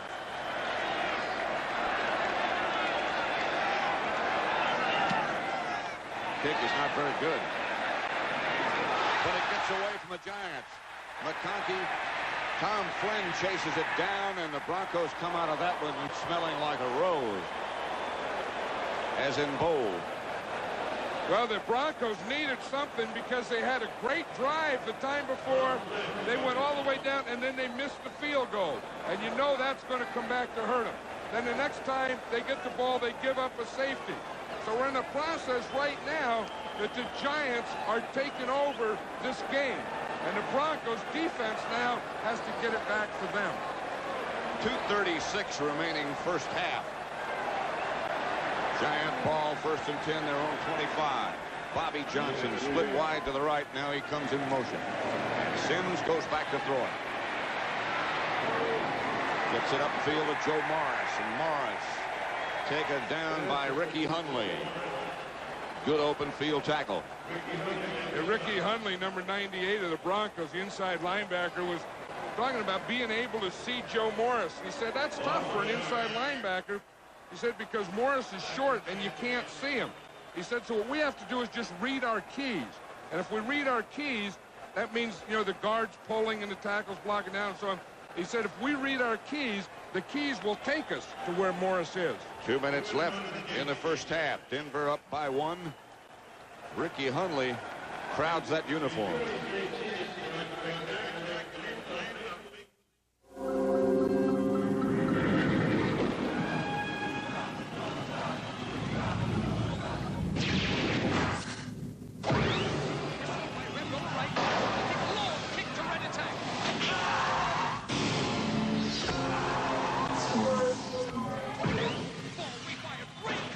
Tomorrow it'll be another game, and Foot Locker will be ahead of it in athletic footwear, just like today. Get it right for your body. Come to the Stripes.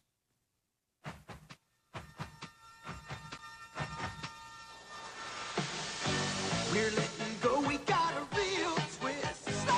We got the juice and we can't miss. We got the juice, nothing's gonna stop us.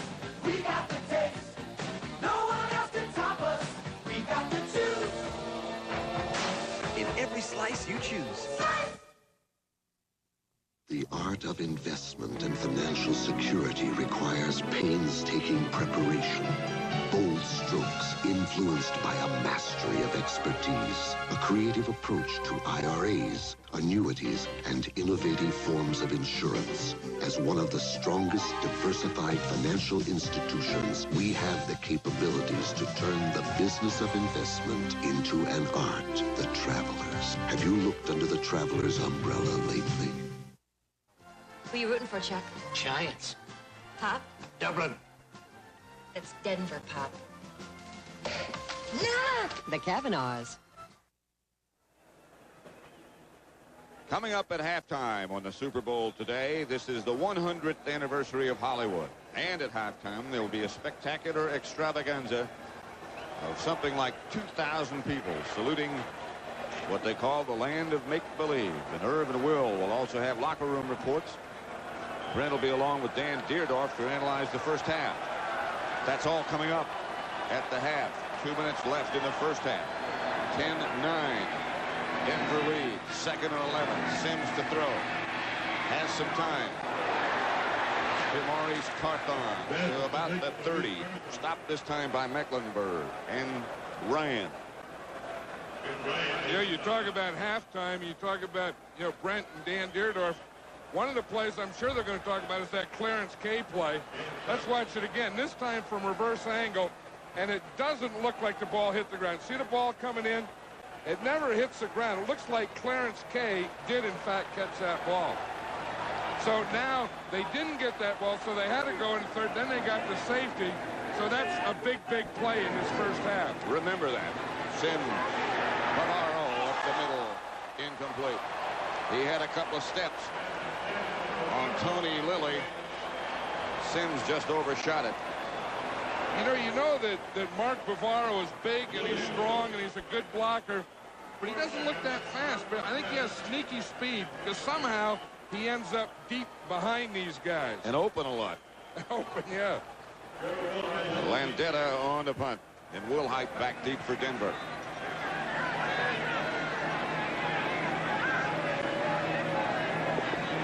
He had a great year. Not his best, but not bad. Wilhite, no fair catch. Around the outside to about the 38-yard line where the Broncos will take over. 2 timeouts left and 1 minute and 5 seconds left to play in the first half. Robbie Jones made the stop on Wilhite. Well, the Bronco defense did a good job of stopping the Giants on that drive because, like I said, they had to take this game back over. They just lost the 2 points. They had bad field position. They, you know, that K thing, that play that's going to be discussed for a long time, and all those things going against them. Now they turn it around, and they end up with pretty good field position. 1:05 left to play in the first half.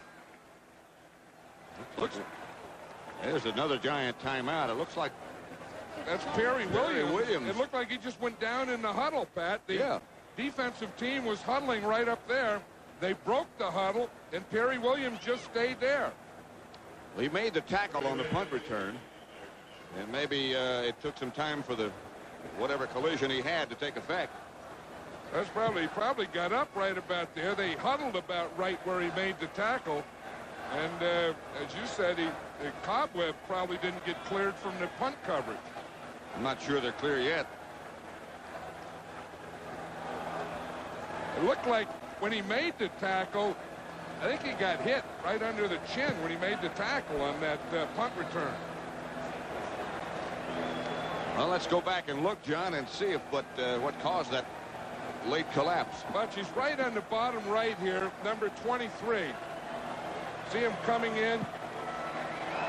He got hit. Oh, he got blocked right there. Yeah, he got knocked right out of the frame in that one. He got an elbow up under the chin is what it is. That's a tough hit when you get knocked out of the frame. Yeah, and the only thing left in the frame is the bottom of your shoes. And the cobwebs. 1st and 10. Broncos at their own 37. Elway is going to go to work. Sewell was the intended receiver. He started to turn up field before the ball was in his possession, as they say. So far, this is the way the game has gone. The Broncos scored on their first 2 possessions. Elway got 158 total yards, and George Martin got the sack on Elway in the end zone, and that made it 10-9. Broncos lead by a point with 1 minute, 1 second left to play in the first half. 2nd and 10.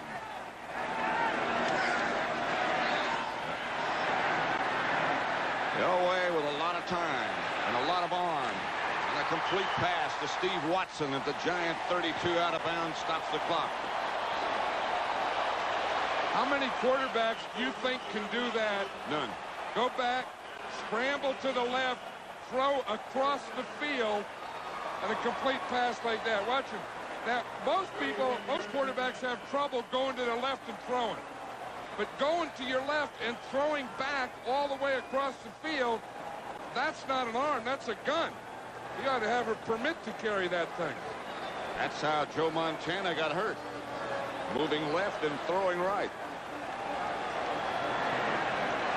He's got remember we did the Dallas game, and he hit that thing throwing right that pass 50 yards in the air. I think that was the greatest pass I've ever seen. Off the wrong foot. Oh, it's got to Will Height. Will Height to the Giant 20. A pickup of 11 off the shovel pass. And that should be enough and is enough for a Bronco first down. That's a play you don't see much, that shovel pass. Remember, Jack Curtis used to do this years ago with Lee Grosscup at the University of Utah. You just go back like you're going to pass, and boom, just underhand it, shovel it out there to Gerald Wilhite. You get a first down. Wilhite got some of the turf jammed in his face mask. Well, that's a good thing about grass. I mean, that's just plain old grass and mud. So you can pick that stuff out of there. If you get artificial turf, it doesn't come off and up into your head thing, and you can't pull the stuff out. See here, they can just take in, pull that mud and dirt and grass, and then just wash it off, and you get a little mud going on the face. Well, Elway over with Reeves, and Kubiak is number 8. Gary Kubiak is backup quarterback, who, as a rule, signals in the plays. You know, Elway, because he's blonde-haired, blue-eyed, and wears number 7, he doesn't look as big as he is. I mean, if he had like a 75 on there, you'd say he's a big guy. This guy is a big guy. I mean, he got big hands, he got big arms, he got big legs. I mean, he's a big, strong guy. He's not a little skinny quarterback. Plus, he walks like a sprinter. He's quicker than people think he is. Yeah, those toes point inward. Don't forget, coming up at the half today, the 100th anniversary of Hollywood. Herb and Will locker room reports. Brent Musburger and Dan Deerdorf analyzing the first half. Here's Elway. Has a man at the 15. Steve Sewell, gain of 6.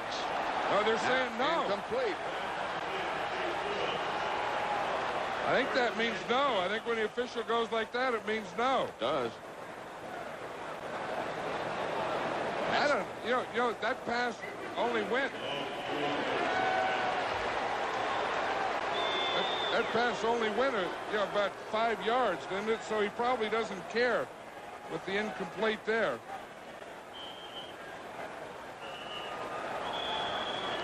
I know one thing, it doesn't take long to get there with that arm. I'll tell you, they talk about the Elway cross. He throws the ball so hard that he implants the cross of the nose of the football right in your chest. Steve Watson was saying that.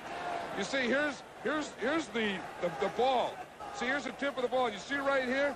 This right here forms a cross. Well, when Elway gets so much spin on the ball going like this and so much velocity, well, this cross just gets implanted right in your chest. And guys walk around with a lot of crosses all over them. There are enough ways to get hurt in this game without getting hurt by the ball. Yeah, well, they got dances, stomps, and stuff. And one of the things there's the Elway cross. The call stands. They reviewed it again. Second down, incomplete. Dan Reeves with the orange Bronco tie on. Done a heck of a job with these Broncos. Tom Landry ought to be proud of his ex-coaches. In the last couple Super Bowls, he's had 3 out of 4. Flag. Elway out of the pocket.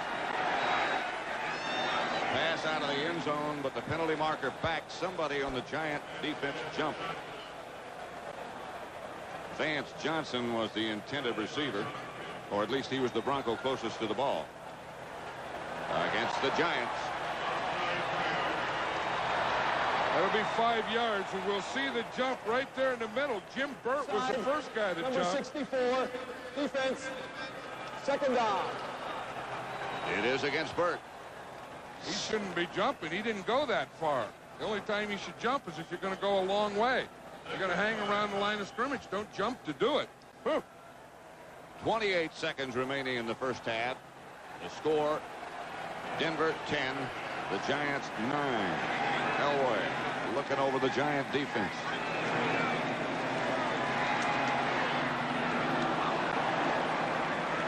Will Height, I think, was the intended receiver. The ball whistled by him so fast, he didn't even see it. I'll tell you, with that ear hole, though, on your helmet, you can probably feel it. You don't see it go, boom, right by you. You just hear that swish goes right in the ear hole. I tell you, this is a big down here, this third down. If they don't get it in here, they're going to have to let Rich Carlos try another field goal. 3rd and 5, the ball at the Giants' 16. Jackson split wide to the left. Watson to the right. Look out for him. Incomplete to Mobley, who hits the goalpost. I'm not sure who's bigger. The goalpost is still shaking. Look at those poles are still shaking. Yeah. I'll tell you, when you bring a 270-pound load into a post, that post doesn't stop. And now Carlos has to kick into the shaky post. Good coverage. Double team coverage. Mobley's going to go into the post. Gets kind of a spinner on it. Now Carlos has to kick into it, still shaking. To a shaky post. Some kickers are shaky anyway. From 34 yards out, Carlos. No good again.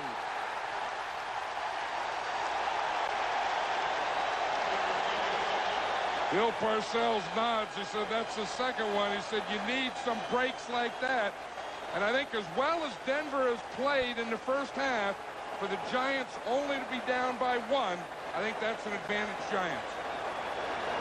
Just looking over on the sideline behind Dan Reeves, Tom Jackson was up walking and looked reasonably healthy, so he might be back. That Bronco offense has done everything they've had to except get the ball in the end zone on 2 drives, and then they just get the ball out here. Elvis Patterson provided the pressure from the outside. So they'll let it run down in the first half of Super Bowl 21. And they'll go back and talk it over. That's the end of the first half with the score.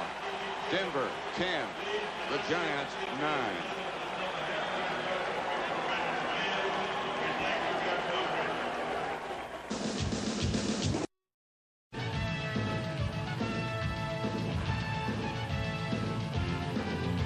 CBS Sports coverage of Super Bowl 21 is sponsored by McDonald's. It's a good time for the great taste of McDonald's. Seiko. Man invented time. Seiko perfected it. And by GTE, the telecommunications consultant to Super Bowl 21. Whether it's a simple office phone or a large custom-tailored telecommunications system, whether it's voice only or voice and data, digital switching, transmission equipment, tie lines, Watts lines, multiple long-distance hookups, there's one company that can do it all.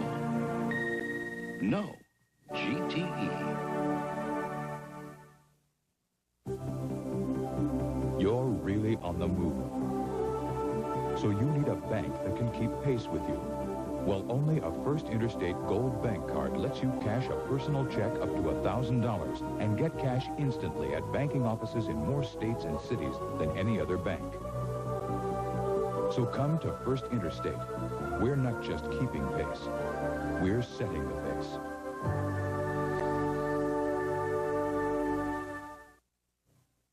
Next Sunday's cure for post-Super Bowl blues starts when 60 Minutes tackles the issues of the day. Then on Murder, She Wrote, a killer with a lethal playbook puts Jessica on the defensive. You can't kill me the way you killed the others. And with a front line like this, it's a whole new ball game. The return of designing women at a new day and time. Then, whether out in the field or in a huddle, it's no holds barred. You either print that story or I'll take it to a paper that will. It's a great story. Hard copy delivers. Don't miss the action next Sunday. From directly above the Rose Bowl, we are at halftime of Super Bowl 21 with the Denver Broncos leading the New York Giants by a point, 10-9. Welcome back, everybody.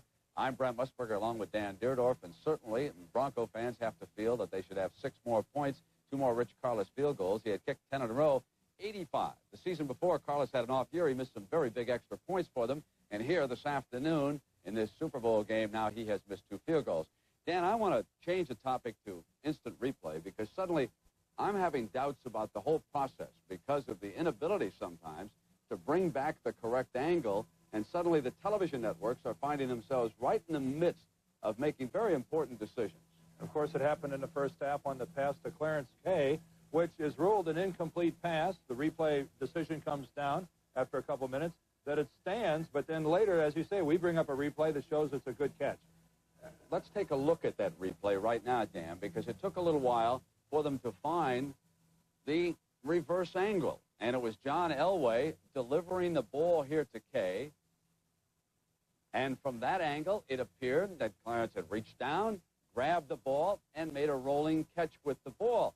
And again, it doesn't make any difference that it's CBS. I think everybody should forget that for a moment. I think it's any network's involvement in this process of determining the outcome of very important games. Well, we're using 11 instant replay machines, which means that you're putting so much pressure on these guys in the truck to find which one of those 11 machines had that one particular angle. And you're right, it's a pressure that I don't think we particularly want, but at least the system didn't overturn a call. I mean, without the instant replay system, that's the same call we would have had anyway.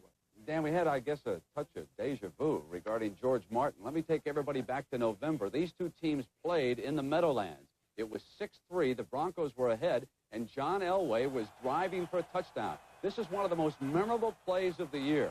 Elway will throw the ball out to the right. They cannot get Martin off his feet. Watch the great catch that this former basketball player from Oregon makes, and then he takes off on a touchdown jaunt that put the Giants in front prior to the half of that game. New York went on to win it by 3 points. And then here in the first half of this Super Bowl game, we have seen Elway under enormous pressure, and Dan, would you know it, it's Martin again. It's still, well, how many points has George Martin scored for the New York Giants? I mean, he scored more touchdowns than any defensive lineman in the game, came up with the big play there, and keep in mind that sack and safety on John Elway was the play immediately following the ruled incompletion to Clarence Kay. So if you're a Denver Bronco fan, you have to say if that could have possibly been ruled a complete catch, it's a different ballgame right now. All right, Dan, thank you very much. See you a little bit later. We're going to be back now with the Super Bowl halftime extravaganza presented by the NFL and GTE right after these messages from your local stations. This is CBS. It's here, Super Bowl Sunday, 1987. And Valley opens at 5 p.m. sharp for a super sale. Here's two examples. A 1987 Sprint for only $59.55, or $125 down and $125 a month. Plus 3.9 financing or up to $600 cash back. Or how about a 1985 four-door Chevette, automatic, power steering, air conditioning for only $37.59, or $89 down and $89 a month. The winning teams are at Valley Chevrolet, right, guys? Right! Real beauty has brains behind it. Presenting the brains behind the beauty of a Super Good Sense home. Smart features that make your Super Good Sense home super comfortable and super affordable because they can save up to half of your heating costs. To find out how to build your beauty with brains, call. And now you know the brains behind the beauty. Joan Crawford in Night Gallery, Sunday night. Well, we are back at the Rose Bowl here at halftime of Super Bowl 21. Perhaps the best first quarter that's ever been played in the history of the Super Bowl so far. Then it settled down in the second quarter, and it was not nearly the kind of offensive show that we had. Let's bring Dan Dierdorf back in here to talk a little about the defense, because I think, Dan, really, in the final analysis, it was that Giant defense at goal line stand that turned it around. Yeah, you looked at Denver having the ball inside the 5-yard line, automatic points, really in a position to score a touchdown.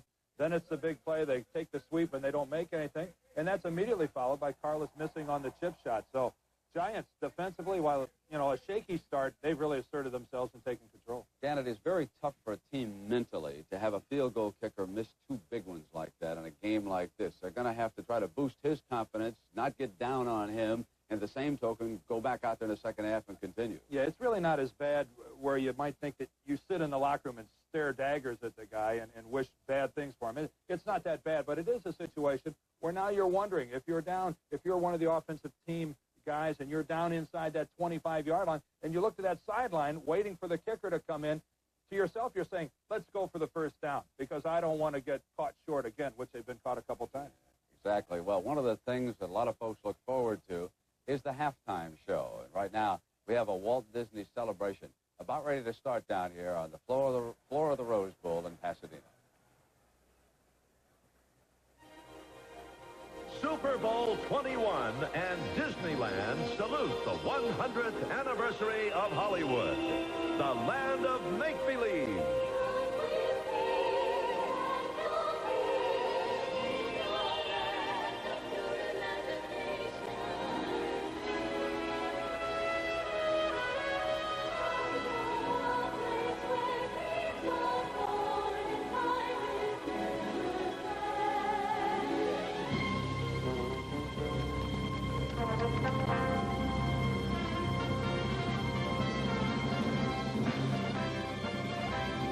Ladies and gentlemen, Mr. George Burns. Thank you, Snow White. Pretty girl. A little too old for me. Well, Hollywood is now 100 years old. It's only 9 years older than I am. Maybe when I'm 100, they'll put my name up there. If they don't, I'm moving to Burbank. Okay, now, on with the show.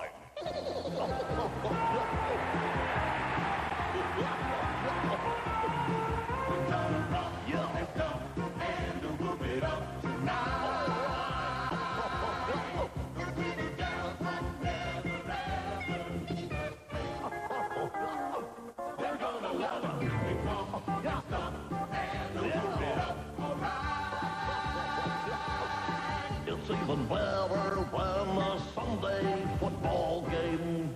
Better than the Super Bowl? Yup. And then you're gone to show them all a thing or two. We're gone to demonstrate just what a champion can do.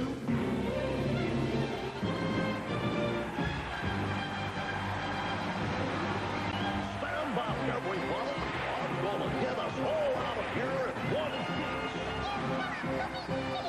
Let's go!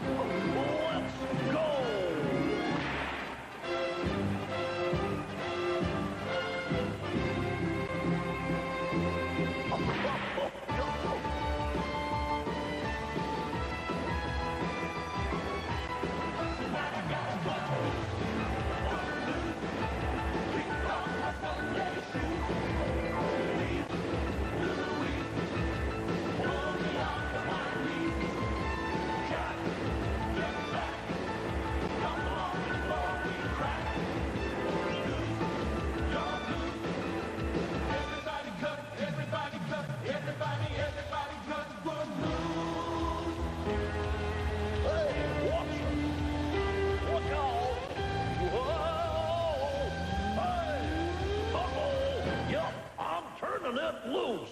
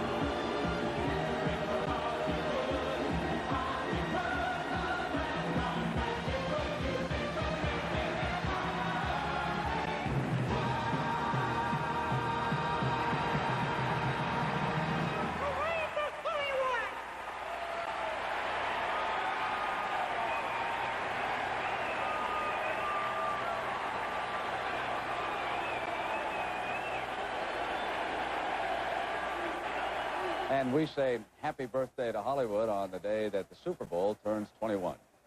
So we're going to come back and update what happened in the first half. The Denver Broncos leading the New York Giants by a single point. We'll return after these messages from your local stations. The action doesn't stop when the game's over. When a beautiful starlet takes a fall, Mike Hammer gets fighting mad. Broke my nose. I don't think so, but we can work on it.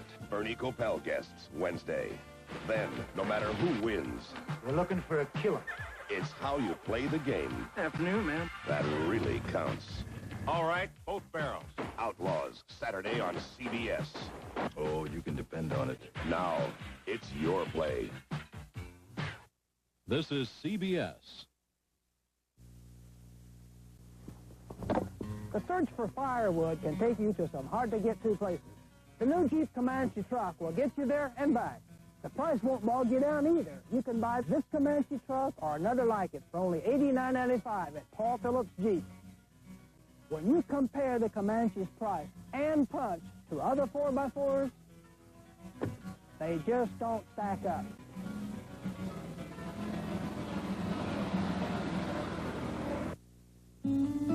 I must own a half dozen pair of boots, but these are the ones I use. You can tell by looking at them. Just like even though I've got other yellow pages around the house, this is the one at the top of the pile, U.S. West Direct. It stays on top because I can find everything I need right here.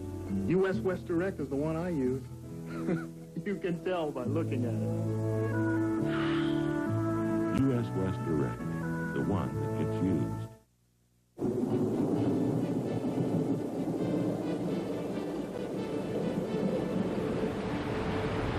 For tires that can take it, look to Les Schwab.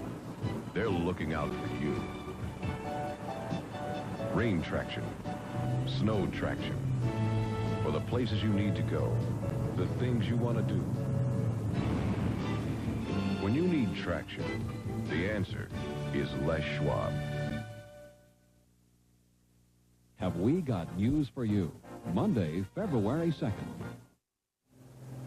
5 o'clock now along the Pacific Coast. We're winding up halftime here with the Denver Broncos leading the New York Giants 10-9. Let's take a look at some of the highlights from the first half. The Denver Broncos have been a hot offensive team, even coming into this game. They had scored at the end of regulation. Elway led them to that winning field goal drive. And in the first quarter against that tough Giant defense, quarterback John Elway hit rookie Mark Jackson out of Purdue, and that set up a three-pointer by the Broncos. Bill Sims then hit one of his two tight ends, Zeke Moat, for a touchdown, and the Giants took the lead for Bill Parcells, 7-3 after the extra point. A quarterback draw by John Elway, making 4 consecutive scoring drives for the Broncos. But after that, it was the Giant defense against Dan Reeves of the Broncos. First, it was a goal line stand. Then with Elway backing into the end zone, it was defensive lineman George Martin pressuring him for the field goal that has pulled the Giants to within a point. In the first half of the game, the Denver Broncos had 2 missed field goals, 23 and 34 yards by Rich Carlos. So we stand at 10-9, the Broncos leading the Giants by a single point as we get ready to start the second half. Let's check in with our reporters, and let's throw you down to Irv Cross with the New York Giants. Irv? Brent, a couple of observations of the first half. Those 2 missed kicks you talked about from Rich Carlos. You know, Giant kicker Raul Allegri told me that your depth perception in this stadium is very close. You can stand at the 50-yard line, and the goalposts appear to be at extra point distance. So when you have a short to medium-range kick, you appear to be much closer to the goalpost than you actually are. So you must kick the ball down the middle, not to the right or the left, as Carlos did. He kicked to the right, and the ball drifted by because he's further away than they thought. As far as the Giant players themselves are concerned, they came into this locker room drained. I think this heat has really affected them. They haven't played this kind of weather since September. They're going out now. There's not a whole lot of emotion, but they've got serious looks on their faces. Well, Irv, I'll tell you, there's an injury report here from the Denver Broncos dressing room, and it's not good for Bronco fans. Tommy Jackson, their fine linebacker, will not play the second half. He went out, but without pads. He had an injury to his right knee in the first half, and it was all iced down. But let me tell you this. The Denver Broncos did not come here down at the half. They weren't crying about the second missed field goal. What they did was get angry. They started yelling going into the locker room. And Rulon Jones set the tone. He says, we got the Giants where we want them right now, and we're going to beat them. And that's the way they walked back out onto the field for the second half. Now to you, Brent. All right, Will, thank you. Interesting statistic. 186 yards the Broncos accumulated against that Giant defense. The Giant average for a game is only like 187. Let's send you over now to the gentleman who set the scene for the second half. Here's Pat Summerall and John Madden. Pat? Well, Brent, I think everyone who suspected and talked about this was going to be a blowout. We got a solid, good football game. It's 10-9, as you said. John, how'd you see the first half? How would you review it? Well, I really think that the Broncos played better than the Giants did the first half. And I think that, you know, it's easy to blame the kicker. I would say that Rich Carlos got down there and he missed 2 field goals, and he did. But still, you know, the first drive, the first one he missed, the Broncos were down on the 1-yard line, first down on the 1, and they didn't get it in. Then they got down to the 5, and they didn't get it in. They had 6 downs to get it in inside the 5, and then they didn't do it, and then Carlos got it there. So I think a combination of Denver playing very well offensively, but not playing well on the goal line, or the Giants playing very well on the goal line. But for the 2 misses of field goals, it could be 16-9, and we have to go back and look at that safety again and the play that preceded that. That could come back to be a major factor in this game. It's 10-9, Broncos at the half. I think there are 3 nevers to being a winning coach. Never let the press pick your starting quarterback. Never take a last-place team lightly. And really, no matter what the score, never let them see you sweat. That's what Dry Idea aerosol is all about. Maximum control. It keeps you drier than the leading aerosol. Everyone feels pressure. Winners don't let it show. Dry Idea. Never let them see you sweat. So you're into statistics, but here's a few you may have missed. Over the last 5 years, cocaine-related deaths have tripled, while deaths involving heroin have more than doubled. Each year, tens of thousands who gamble with drugs pay the ultimate price. If you don't believe these numbers, see for yourself. Because here is where they keep all the final statistics on file.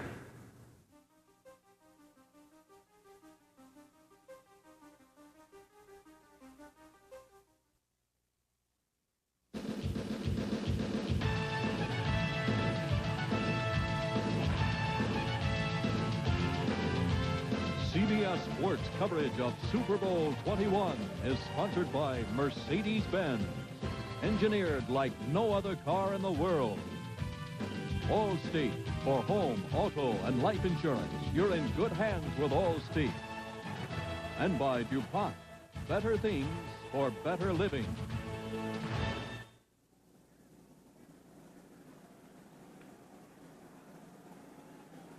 It's the NFL on CBS, and it's Super Bowl 21. And it's 10-9 between the Broncos and the Giants, and the Broncos hold that 1-point advantage. And we're in Los Angeles. We've saluted Hollywood. We look at the Rose Bowl sold out. 105,000 people. And again, anyone who thought this was going to be a dull contest was incorrect. Those views from overhead of Los Angeles itself and the Rose Bowl are from the Slice blimp. Super Bowl history, halftime leads, the average first 20 games, the lead was 10.7 points. Today it's only 1. Lee Roussan and Phil McConkey back deep for the Giants for Carlos kickoff. And it's Roussan outside the 20, outside the 30. Out of bounds at about the 37 by Mike Harden. As Phil Simms comes out, Pat, we looked at, he was also patient in that first half, throwing that shorter stuff. 8 for 8, under 10, 4 for 6, between 10 to 20 yards. So all his completions were in that area. Now, he only threw 1 in the 20 to 30, and none deeper than that. They were all incomplete. So he's been in that area from the line of scrimmage to the 20-yard line with all his completions. Morris and Carthon behind Phil Simms for the Giants. Bobby Johnson goes in motion. And now Morris to the outside. A gain of 3 by Steve Foley. In fact, we talked about how they moved Carl Mecklenburg around, number 77. Look how he did it in the first half. Well, look where he lined up. He lined up in 7 different positions. Joe Collier, the defense coordinator, tries to put him where he thinks they're going to run. And look at this distribution all the way across the line. Most of them he lined up 7 times on the left side. 2nd and 7. Roussan is split out wide to the right. Mecklenburg stayed in the middle that time, and now retreats in coverage, and Sims gets it outside to Maurice Carthon. Outside the 40, about the 43, a gain of 4. Stopped by Andre Townsend. Yeah, we talk about distractions. We were talking about it at halftime, and everyone talks about distractions of the Super Bowl. I think one of those distractions and one of the tough things is the long halftime. You're used to going in there just talking a little, boom, coming right and back out. Now, this halftime is double the length of normal. 3rd down and 3. The ball's at the Giant 44. Joe Morris. The handoff from Sims. Going for the first down, and he won't get it. Lewis Wright, the first man up there, the veteran who has played so well for so long. They keep saying number 20 is going to slow down, but he hasn't. Well, that's the thing that they said they had to do, is they had to stop Joe Morris, offensively number 20, so Louis Wright, defensively, number 20 does it. As you said, he's been in the league 12 years. Now, that's a long time for Louis Wright, for anyone, but especially when you're playing cornerback. 2 feet short. Landetta already on the scene looking at things. Will Height goes back for Denver. The Broncos lead at 10-9.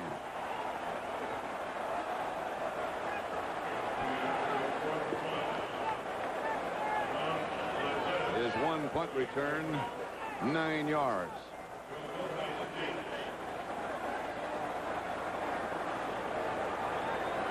It's funny, the Giants came out in the first half, and I think that was a better approach. They came out, we're going to throw. We're going to loosen you up. We're going to attack you. And they come out in the second half, and they're going to run. Look out, Rutledge. This could be a fake punt. It's a trick.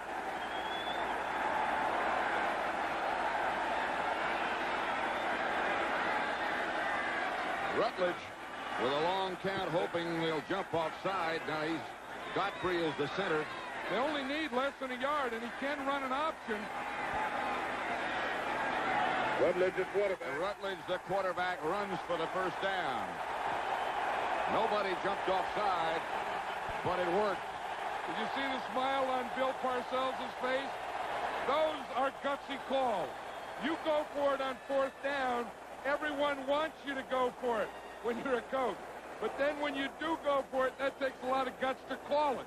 It's easy to put in, hard to call. Jeff Rutledge, they get a double team on the nose tackle, and Rutledge just runs right to the right. They got the first down. Look at the smile on Parcells. I had the guts to go for it. You guys had the talent to do it. Which is more important? They both are important. Rutledge, who did the quarterback sneak, got the first down. Giants at their own 47. Now with the regular offensive setup back in there. Sims back to throw. Up out of the pocket. Off to Morris. Or to McConkey. It was Morris. Mecklenburg got him down, but a gain of 12. Joe Morris is really known as a runner. I mean, he's more of a running back. He's really not a blocker. He really hasn't been a receiver. He said that for him to be a complete back, he said he'd like to be a better blocker and a better receiver. He said he's really not. He said, I'm not really a halfback. I'm just a running back. That's all I am. Can't block when you carry the ball all the time. Roussan has replaced him now. He's back there with Maurice Carthon. Sims back to throw. Got some time. Down the middle, Roussan. Inside the Bronco 20. Okay, that pass pattern has been amazing for the Giants. It's what they call a seam pass against the zone. What they do is they put a wide receiver down here, a back down this seam. If the safety goes over here, they hit here. And what they just get 2 guys streaking down the field together. You see the outside receiver go and the halfback. You see him now, that puts a bind on that safety. If he goes back, he hits for his son. If he goes over, he hits for his son. If he stays, he can get the outside guy. First down, Giants at the Denver 17. Morris again. Around the corner. Inside the 15, about the 13. Hit first by Ryan. A gain of 3. Did you see Dennis Smith come flying in there, number 49? Watch it right there. Carthon's going to block him. Watch Carthon go down, upend Dennis Smith. That play could have been a 5-yard loss if he makes a tackle. Good block by Maurice Carthon. Gain of 3, second and 7. Giants at the Denver 14. Bobby Johnson and Lionel Manuel both split wide to the left. Sims looking in that direction and now to the right.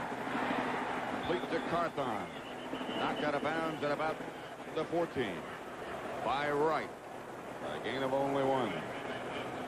You were talking about Louis Wright being a 12-year veteran playing corner.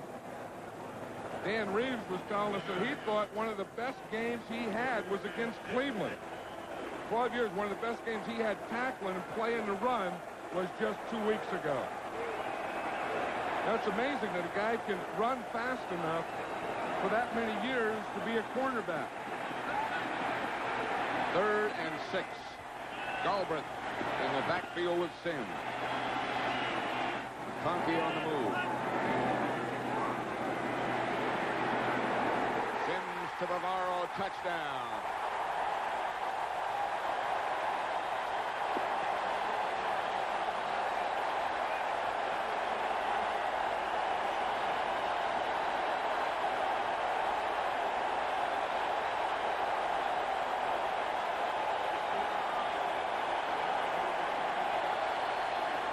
The guy never says anything, Mark Bavaro. He hardly ever smiles, but I think we caught a smile on that one. Watch him. He started from a 2-point stance. He gave Dennis Smith a little push to the outside, then he went inside. Allegre will try the extra point with Rutledge holding. Hey, you go back on that play and you give credit Sims throwing the ball to Bavaro. You also have to give credit to Bill Parcells for calling a 4th down run. Back in his own territory. Today, he's done an outstanding job, not only this year, but ever since he's been there, building a team. Putting this package together. Terry Markwright didn't turn his mic on or it didn't work. You got to hit it. There's Phil Sims, who threw the touchdown pass to Bavaro. His first touchdown pass went to the other tight end, Zeke Mott. Allegre's extra point is right down the middle. 16-10. Giants lead. The touchdown coming up. We have 10:08 left in the 3rd quarter. Sims to Bavaro.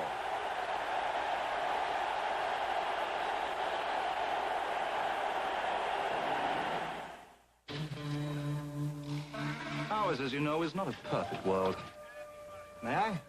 That's why it's so refreshing when something really perfect comes along. Like Diet Coke. Tastes great straight or on the rocks. Yet it's just 1 calorie. That's why Diet Coke is the perfect soft drink. For an imperfect world. Just for the taste of it. Diet Coke. It was the ultimate test of endurance, equivalent to more than a lap around the world in 8.5 days. This Mercedes-Benz traveled 31,000 miles, averaging over 154 miles per hour, stopping only seconds at a time for fuel and fresh drivers.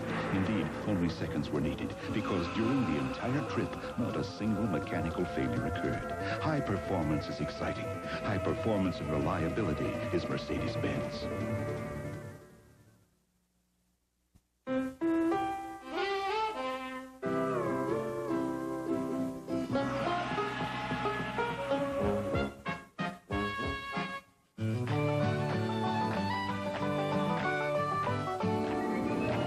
At Sheraton, we know that little things mean a lot. That's why just one number gets you reservations at any Sheraton in the U.S. or 63 countries worldwide.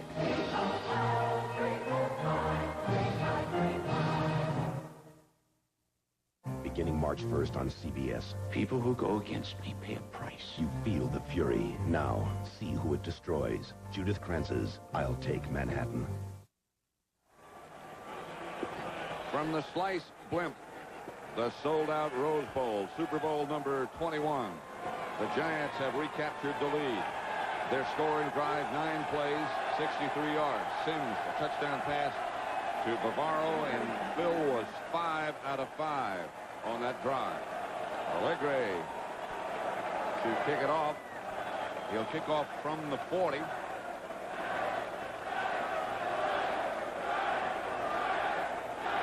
And again, they're out to check on, as John Madden said a minute ago, Mark Bright's mic is not working. Back to the touchdown. Let's watch the touchdown.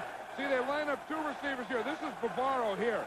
But they want to get some movement, so they come in motion. Now Bavaro and McConkey are going to run down here. They get a kind of a big mess here. Bavaro breaks out of it and in here for a touchdown. They start 2 receivers on this side, 2 on that side. Now they have 3 on that side. And then you see right there, if we can stop it there, you see that they got him. They got him to the outside and to the inside, and Bavaro broke into the end zone. Allegre kicks off from the 40. Kicks it out of the end zone. Denver was offsides on the extra point. That's why he did it from the 40. But there's a flag down back from where he kicked, back at the 40. Allegre going back out for his tee. Giants offside. They'll do it again. Well, that'll even it up. As you said, the Broncos were offside down there on the extra point. So then they got to kick 5 yards closer. You know, Allegre is down there, Pat. I don't know if he's doing an exercise or... You know, it looked like after the extra point that he limped a little bit. And it looked like he's trying to stretch out his leg. Yeah. Watch the extra point. It looked like here that he could have twisted something there. Because when he starts to walk off, it looks like he's favoring it. You see there? And then when he kicked off, he kicked it into the end zone, but he went down and started... doing exercise. Stretching again, yeah. Now he'll back up to the 35. Denver will have Lang and Bell back deep. Allegre lost his advantage. You know, with all that paint there on that 35-yard line, he's trying to find a good place. See that it'll hold that tee square. Because they have all the paint and stuff and aberrations. Kick off to Lang. He takes it at the 1. They would have been better off to take it like it was. They would have headed it at the 20. Byron Hunt and Tom Flynn down to make the stop. Elway. You know, here's the Elway distance throw. We see it was 10 for 14, under 10 yards. That's the patience part we talked about. 1 for 4 in the 10 to 20. Then 20 to 30, 1 for 1. None there, then over 40. Now, those 2 long ones, over 20 and over 40, were both those scramble plays. That's where he gets his big plays and his deep passes. 1st and 10 Broncos from their own 14. Giants 16-10 leader. Pass deflected.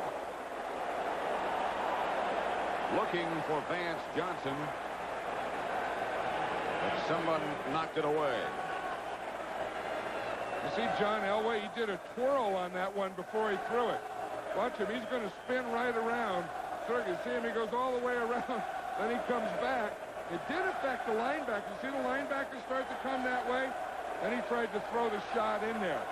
It was George Martin who got the hand up and knocked it away. 2nd and 10. Denver's at their own 14. Elway back again. Under pressure. One-handed catch by Vance Johnson. A gain of only 5, but that's remarkable. And he gets up slowly. Hey, Dan Reeves is upset about something. I think it was that hit right there on Vance Johnson by Harry Carson. I think Dan Reeves thought it was late. Johnson makes the tackle, or the catch, and he's down. Then Carson does come in there a little late. And they help Johnson off. 16-10 Giants over Denver.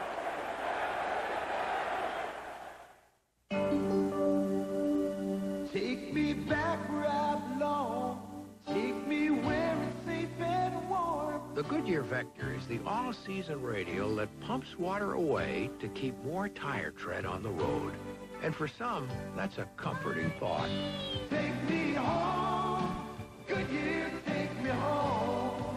Never matters how far I go. Goodyear, take me home.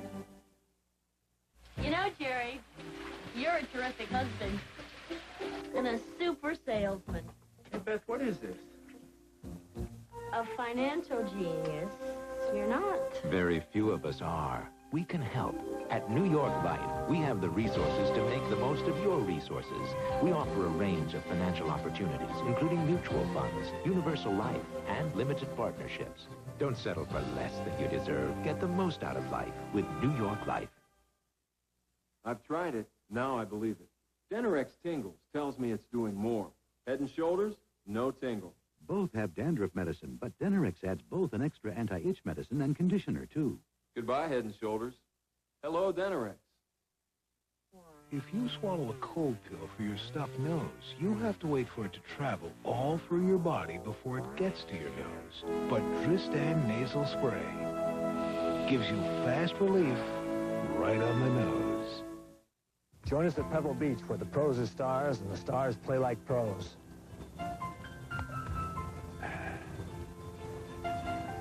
Another 8. Here's why Dan Reeves was so upset. See, Vance Johnson is down, and then Harry Carson comes and gets him while he's down. And watch what Reeves had to say. I think he was right. 3rd and 5. 9:22 left, third quarter. Giants ahead by 6, and Elway retreats. Elway, incomplete. Wilhite, the intended receiver. And Horan will come on. Banks was the defender closest. And John Elway is the guy that's going to have to do it for the Broncos. Remember the first play of the game, Elway ran for 10 yards. Since then, they've ran 11 times, and they've only gained 4 yards. So if they're going to do it, it has to be with the pass and with Elway. Bill McConkey back deep for the Giants. His punt returns on the year. And Horan back to kick, left-footed. This is one of the areas where Dan Reeves thinks the Broncos have drastically improved since the first of the year. Good kick. McConkey, no fair catch. At his own 39. With room. McConkey gets it into Denver territory to about the 36 before he's stopped by Woodard. A 42-yard punt, a 17-yard return. You don't think Phil McConkey is an exciting guy and an excitable guy and has that contagious effect on the rest of the guys? Watch him. He'll return a punt, then he'll go over and pick up a towel and start rooting. Hey, he's a tough guy. Watch him here. He starts the thing, waits, let a blocker come up, then take it right up the middle. He stays fired up. He really does. The ex-helicopter pilot in the Navy still thinks he's flying. 1st and 10 Giants from the Denver 36, and it's Morris. Morris over the middle inside the Denver 30. Stopped by Ryan, but a gain of 7. Oates with a good block up front. Well, the other, you know what happened is they got a kick out on Dennis Smith. Dennis Smith, the strong safety of the Broncos, is getting up in the backfield, but they're making good blocks on him. Now watch here. The ball's going to go to the left here. Now watch, you see the center, Bart Oates, is going to come and lead. And see right there, he gets Dennis Smith. Smith was there, but he gets blocked and doesn't make the play. Morris again. Stopped this time by Hundley. A loss of 1 or 2. Bill Belichick, their defensive coordinator over on the bench, again riding upside down. Third on the Denver bench. Well, that's the offense there. That's Billy Bryan, the center. Usually the center makes most of the calls for the offensive line. That's why the coaches talk to the center. He's the guy that has to call the defense and then call the blocking that they're going to use. 3rd and 5. That's Tom Quinn that the trainers are looking at over on the Giants sideline. That's Manuel in motion. And the handoff is to Morris. First down and more. Steve Wilson on a stop, a gain of 9. That's what they thought they could do. Run wide on 3rd down. Well, that's what they were talking about, is they wanted to start, and they wanted to start passing, loosen up this defense, and then come back and then run later in the game with Joe Morris. And that's exactly what they were doing. They opened up early, threw the ball, got this Bronco defense, and now they give him a dose of the running back. Morris comes out, 58 yards and 13 carries. Roussan in his place.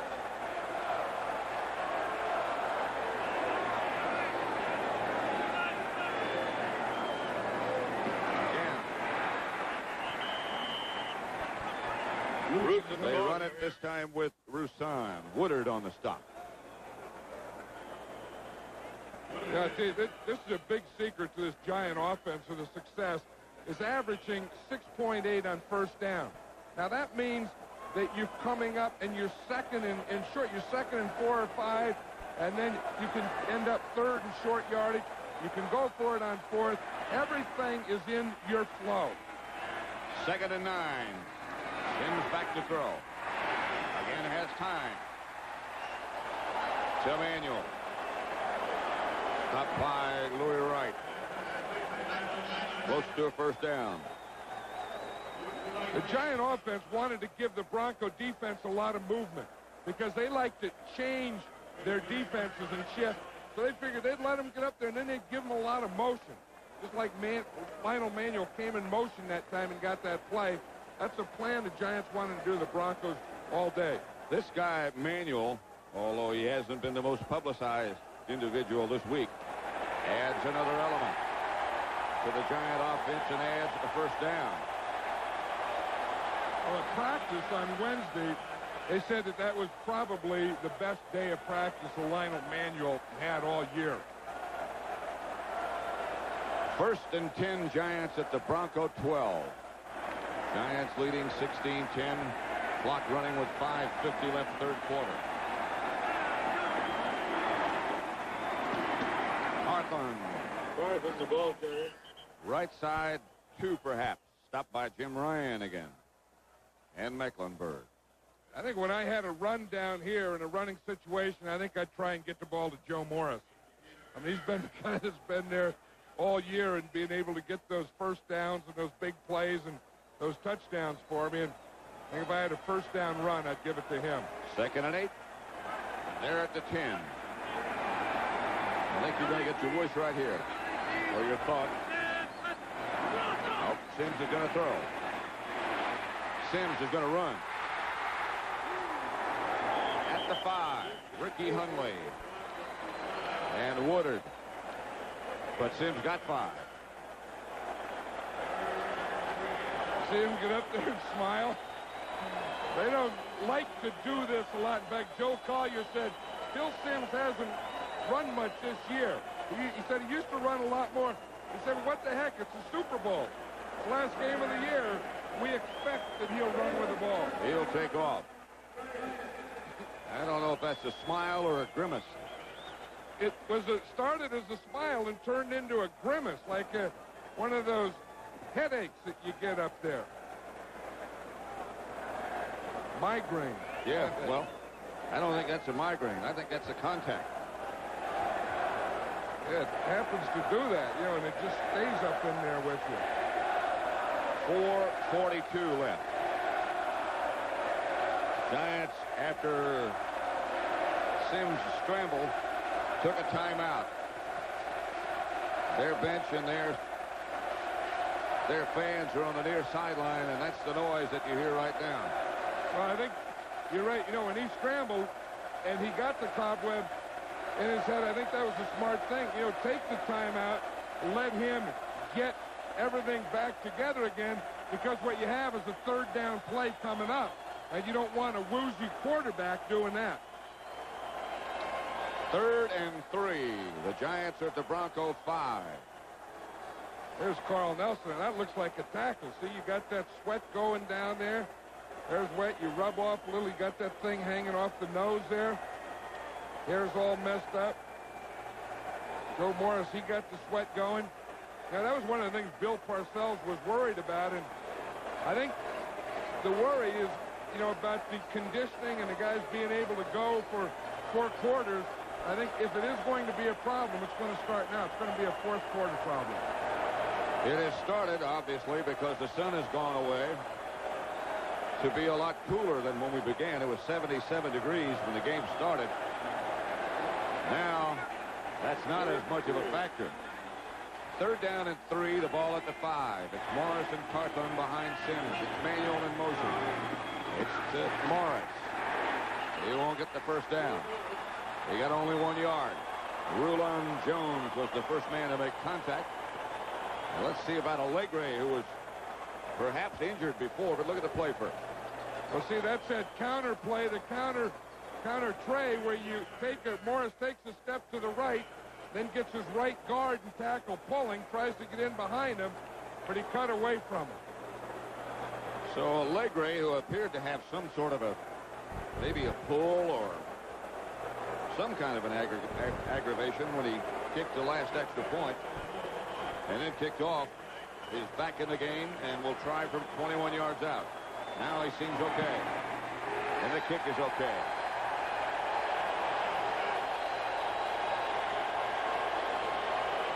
With 3:54 left to play in the 3rd quarter, the Giants 19, Denver 10. Late one night, when all the families and all the houses all across the land were fast asleep, all of their old family cars were taken away. In their places were left shiny new Honda Accords. And they all drove happily ever after. Kellogg's Corn Flakes is America's cereal, pure and simple. They're light, they're crispy, they're full of flavor, they're nutty kind of crispy, real good stuff. Man, I get into it. I get me a big bowl of them. Kellogg's is the original cornflakes. Nothing comes close. I think it has a nostalgia quality to it, like an old rock and roll record. It's one of the last of the best. What else can you say about it? Corn Flakes from Kellogg's. It's what cereal is all about. It was so simple. Really. A direct electrical charge here heats up the carbonized filament here, which in turn excites the gases trapped in here. And... Oh, well, it's very nice, Thomas. But I wanted a Bud Light. If you want the great taste of Bud Light, ask for it. Don't feel bad, Thomas. It's not a complete loss. Bud Light, because everything else is just a light. Behind the headlines, the hard work, the heartache, and the heat. Tonight, after Super Bowl 21, it's Hard Copy. A lot of blimps in the area, including the Goodyear blimp. Super Bowl 21, looking down at the Rose Bowl. What a sight. What a sight. Allegre kicks off, line shot, kickoff, Sale into the end zone to Lang, gets away from him, and they'll down it there. We talked about it at the half, John. There's Dan Reeves, of course, the Broncos coach, about what happens once you get inside the 20. If you come away from there with nothing or with whatever. Well, we see what happens. Both teams have been inside the 20, inside the opponent's 20 3 times. But the Broncos only have 7 points, and the Giants got 17 points out of it when they were in there. Elway and the Broncos with 3:46 left, 3rd quarter. Take over from their own 20. Wilhite is the lone setback.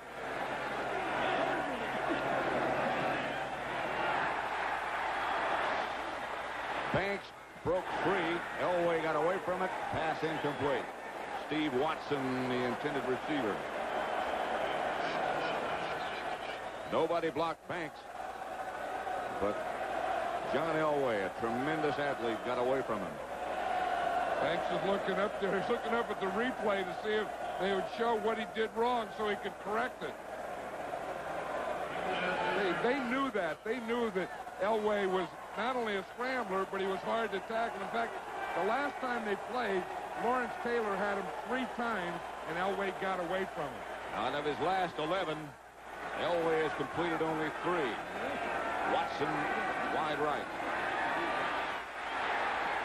Screen pass, Wilhite. Wilhite to about the 27-28, tracked down by Leonard Marshall and Elvis Patterson. Kubiak giving the signals to Elway.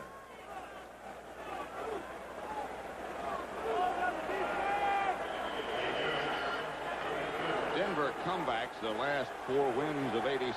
That's what happened. That's where they trailed. And that's what they did. So don't count them out. 3rd and 3 with 3 minutes left to play, 3rd quarter.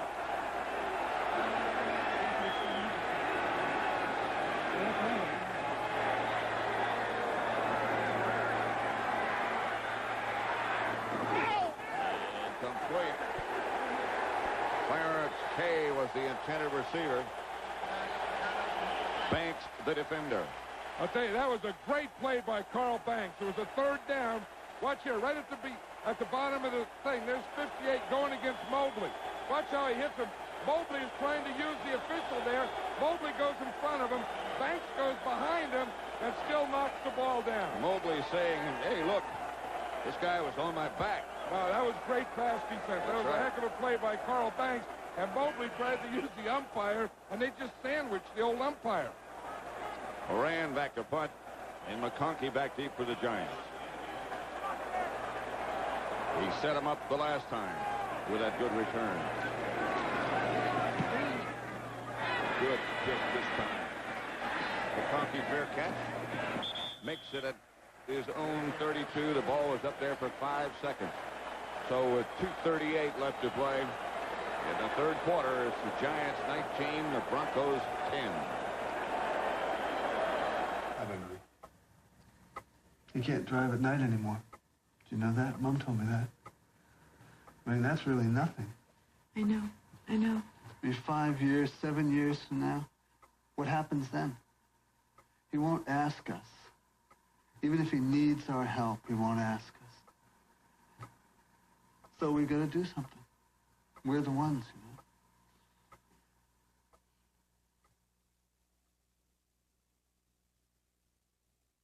Budweiser, proud sponsor of the Stars and Stripes, salutes Dennis Conner and his crew as they sail for the America's Cup. You make America work and this fight for you. The tax laws are changing. The deductions on interest are changing. So maybe you should apply for a card that doesn't charge interest. The American Express card. Apply now. Just look for this display. Gosh, Clark, we've got to get back to the office and call London before the meeting's over. Taxi! With the AT&T card, your people have the power to handle business better. Taxi, taxi! From anywhere to anywhere. Come on, Clark. It's okay, Lo. Everything's taken care of. You always disappear in an emergency. Order the AT&T card. It gives your people enormous abilities.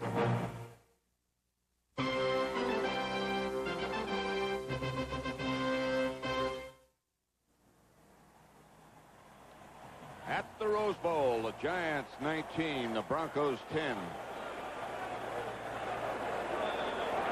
The crowd today, 101,643, the 4th largest in history. Giants by 9, 1st and 10 at their own 32. Navarro again moves over and sets down on the right side. Head running back. Morris. Joe Morris. A gain of 1. Ricky Hundley on the bottom of the pile. Here is another thing. We talked with Bill Parcells about, and he said one of the things that the Broncos do best is strip the ball out of there. They practice that. And you know, when you're down 19-10, now you really want it because there hasn't been a turnover yet in the game, and that's the thing that the Bronco defense has to go with. Make something that get the ball back to the offense and hopefully in good field position. 2nd and 8. Sims quickly outside. Manuel. Past the 50, covered by Dennis Smith.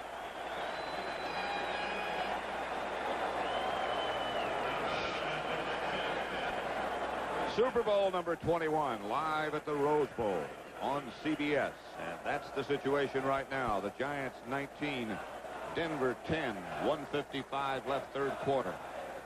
Sims has thrown 2 touchdown passes. George Martin tackled Elway for a safety. That pretty well covers what the scoring has been about. Again, Bavaro moves from left to right. Kamara. Joe Morris to about the 46. Ricky Hundley on the tackle.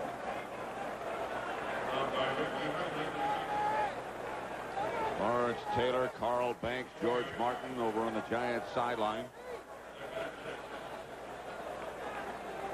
Still work to do over on the other side of the field. More work to do. 2nd and 6. Sims is 7 of 7 this half. He worked again. Here's one of the wrinkles. Going deep for Bobby Johnson. Phil McConkey now. McConkey head over heels at about the 1 or 2 yard line. A gain of 44. And that's the celebration. Phil McConkey wanted a Super Bowl touchdown. He said it's a great play. We're going to get the touchdown. But I want it when it goes down in the record. But McConkey scored a touchdown. That was off the flea flicker. That excites him. Watch him here. Sims is going to hand up, pitch out to Joe Morris. He spins, turns around, back to Sims. McConkey is coming all the way across the field. He catches it wide open. Now he sees that end zone. Make a fake, make a do, make a flop. But he didn't get in the end zone. It was a good move, though. Oh, it's a flop. Look. 1st and goal at the 1. And it's Morris.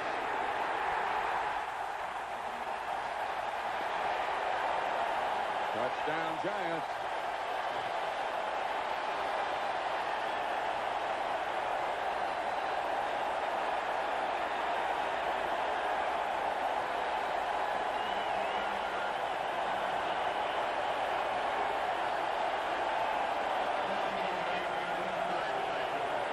.4 seconds left in the third quarter. And Bill Parcells wants no early celebrating. That's right. He told his defense, you got to stay fired up. You got to get it back. Rutledge holding for Allegre. Hey, on that touchdown to Joe Morris, Chris Godfrey, the right guard, made a nice block. Watch him. He's going to get Dennis Smith. Watch 61. Right there. See him pull him out, pulling out. Here comes Morrison behind him. Watch him right there. He gets the outside man, and Morris can get right into the end zone. 24 seconds then left in the third quarter. And the Giants increased their lead to 26-10. Sims, 20 out of 23, 226 yards and 2 touchdowns. And another one had set up the third. I felt for a long time that Phil Sims was maybe the most underrated quarterback in the NFL. And I think this year at the end of the season, this game, he's proven it. When you got a quarter to go and plus 24 seconds, it's hard not to smile. Yeah, but you still have to play that last quarter, and you still have to play defense. And those are the guys that are fired up anyway, and they're firing each other up. Allegre's kickoff into the end zone deep again, and Denver will start from their own 20. 19 seconds left in the third quarter.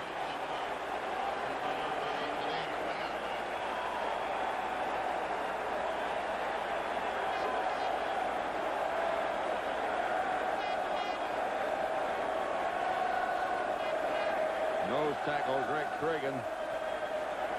And the Giant fans, at least, are starting to sing.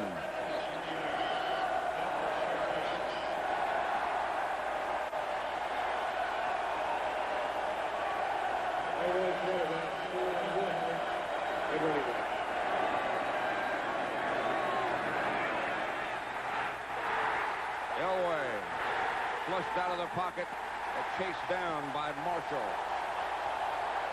The third sack of Elway. Marshall's second. You see Lawrence Taylor celebrate over there? It looked like John Elway dropped the ball. He did. That's so he started to go back. He felt Marshall coming from his left. Lawrence Taylor was coming in there. Watch him here. He has the ball. He feels that pressure from the left. He tries to step up. He had pressure from both sides. No, I think George Martin knocked the ball out of his hand. Bounced up. And then Marshall got it. And then Lawrence Taylor celebrated. Watch Lawrence. I didn't get him, but watch this one. Oh, somersault. Up and down. Piston. Flop. That's the end of the third quarter with the score. The Giants 26, the Broncos 10. And we now pause for a word from your local station. This is CBS.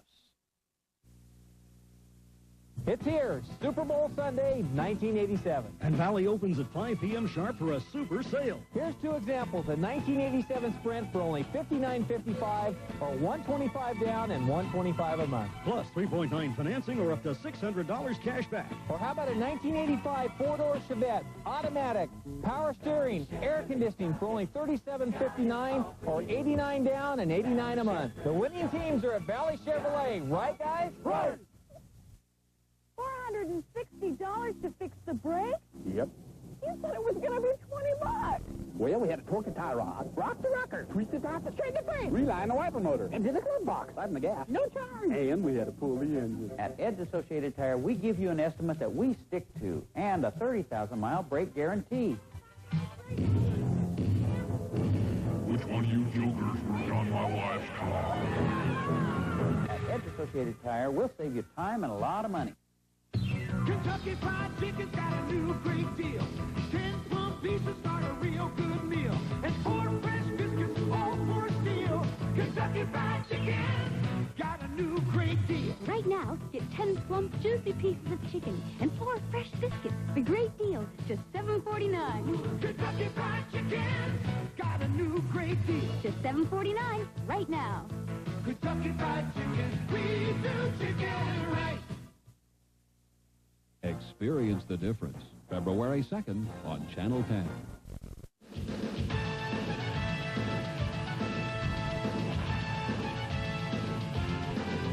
CBS Sports coverage of Super Bowl 21 is sponsored by Bud Light.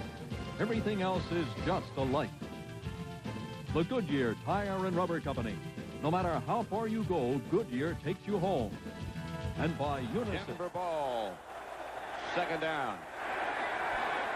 Flag down. Elway chased into the end zone after being sacked the previous play by Marshall.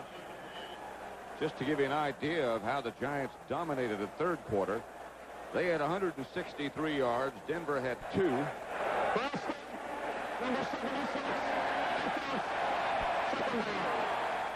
Lanier, the violator. First, we'll watch. It's down here in the bottom. You see, I think Lawrence Taylor causes a lot of penalties. You see guys jump before the ball is snapped. 56 causes a lot of that because the guy knows he's so quick, he's so strong that you have to be ready. You have to be set when he comes, so they set a little before he comes. Second down and 25. Elway standing right on the goal line, right on his own end zone line. Retreats into his end zone. Pass picked off by Elvis Patterson. Stopped by Watson. Flags come flying. But the Giants will have possession. The first turnover today. You know, that's the trouble with that patience thing, that short passing game. You can stay patient, but when you're down 26-10, you have to start making things happen. You have to force things. Then when you force it, That's what this Giant defense does. They pick it off. They make you make mistakes when you start the fourth. Jerry Markbright, the referee. The Giants had 9 first downs in the third quarter. Denver had none. Number 23, on the interception time. First down. Jerry Markbright has had problems with his microphone all day. That's not ours. So watch, we see what happens here. Elway has to get rid of the ball. He has pressure there. He's forcing it into that deep zone that we've been talking about. They get a big rush. Then the secondary just drops off, makes you force it, and then they start to pick things off like Elvis Patterson just did. So the Giants take over 1st and 10 at their own 48.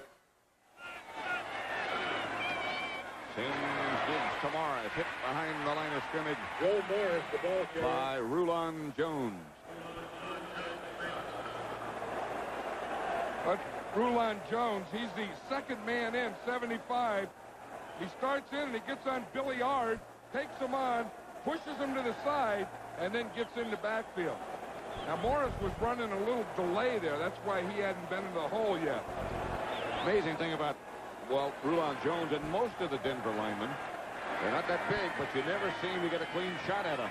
And they don't stay blocked either. You get a shot, then they bounce off, and they go running after you again. Sims drops.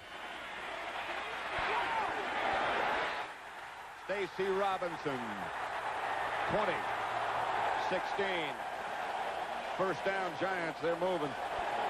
You see the end of that play, Carl Mecklenburg came flying through that screen and tried to knock the ball out of Stacy Robinson's hand. Bill Sims throws some shot here. Good pass protection. See, he has a little gap there so he can step up, get a little more time, find Robinson outside. Now watch right at the end. Watch 77 come flying at him. Right there. They had a nice move after he caught it. See, it was more of just stopping and then starting more than it was faking. Looked sort of casual, didn't it? Yeah, like it was out in the park, you know, on Sunday afternoon. Here, throw me one. I stop. Here at the 16, Morris, inside to the 15, Ricky Hundley. Morris got 2. Hundley was the first Bronco there. I'll tell you one thing, this Bronco defense does go after you. They do get a lot of players at the point of attack, and watch when they get there. You hear everybody say when you talk to teams about Joe Morris, you can't arm tackling. Well, you know, it goes back to that physics thing again. Right. And, you know, I got a lot of letters about, you know, what power is and the formula and all, but in all the letters, one thing I say is he has a low center of gravity, and that's why he has so much power. 2nd and 9, Sims going. Going to be a flag in the end zone. Intended Bavaro. Louis Wright, the defender. Bavaro stays down momentarily, but he'll be back. That should be more than a flag. That should be an arrest. That wasn't even close. Louis Wright knew that he was beaten, knew it was going to be a touchdown, so he just jumped all over Mark Bavaro. Watch him, he is beaten. Bavaro's behind him. Bavaro's going for the touchdown. Wright knows that he can't do that, so he just jumps on him, grabs head, neck, helmet, face mask, turns him over and everything, so what the heck?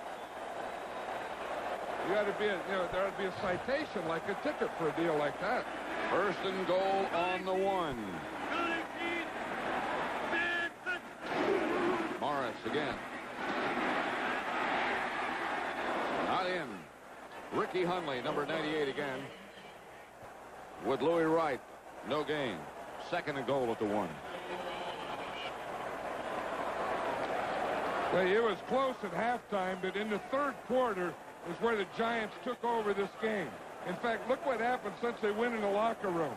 The Giants came out and had 200 yards of offense to Denver's 2. Whatever they did in there in those locker rooms at halftime, the Giants did it the right way, and the Broncos had a little trouble with it. 2nd and goal then at the 1. Giants 26, Broncos 10. The eyes and the intensity of Joe Morris. Carson was the man on the move. Sims has has to duck under it and take the sack. Pushed by Freddie Gilbert first. And that's the first sack of Sims. There's a fight down there. They're still going after it. Guys are hooked up there. Ricky Hundley. And Joe Morris. Third. Hundley had Morris, so he took him all the way, even when the play was over. Wonder how physics would work on that.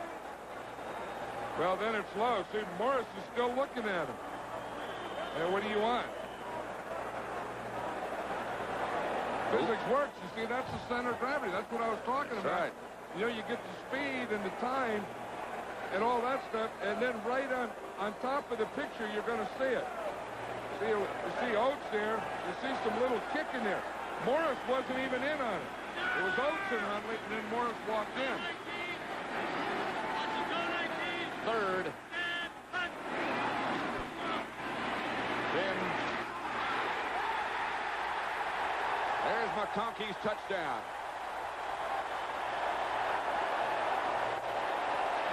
Look at Bavaro. He handles him like he's a rag doll.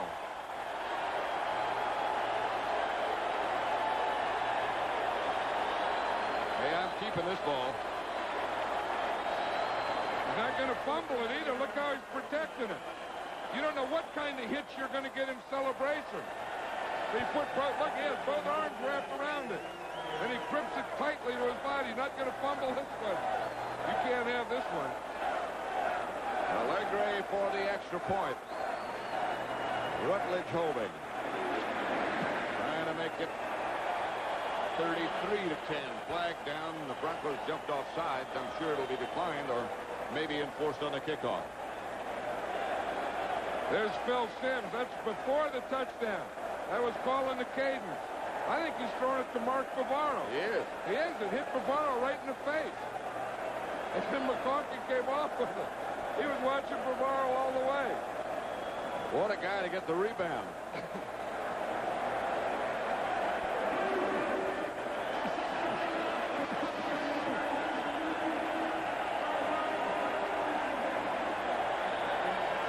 There's Bill Parcells. He'll take credit for it as a head coach.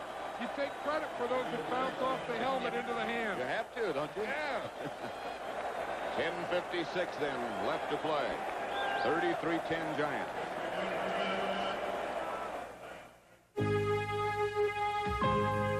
Nowadays, when it comes to telecommunications, there's a great deal of confusion. With so many different products and services available, it's a real problem knowing what's just right for your company. Well, we have a way to end that confusion and solve those problems. We can help custom tailor an entire telecommunications system to your company's exact needs. No. GTE.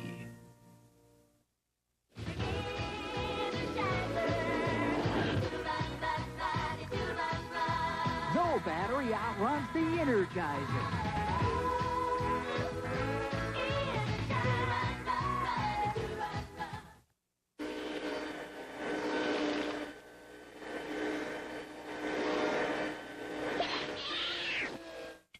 Time to change your light bulb. Philips Longer Life Square bulbs last 33% longer than ordinary round bulbs. Leave it to the good hands, people. Last year, Allstate paid to repair or rebuild over 600,000 homes. Leave it to the good hands, people. And over 1 million cars. All told, we spent over $20 million a day restoring the important things in our customers' lives. Leave it to us to help protect what's important to you. Your hopes and schemes, your plans and dreams. Leave it to the good hands, people. You're in good hands with Allstate. A member of the Sears Financial Network. Wednesday, a case of murder. He'd been stabbed. And Tommy Lee Jones is the priest who would risk all that he held sacred. You really want to know me? I'll risk it. Broken vows. Back at the Rose Bowl. The penalty was enforced. The Broncos offside. So Allegre will kick from the 40 in the direction of Gene Lang and Ken Bell. 33-10. Hit one of the Broncos on the foot. The Giants are down in mass. I don't know who came up with it. Hit Bell in the foot. The Broncos did. Bill McConkey, his touchdown he wanted so dearly.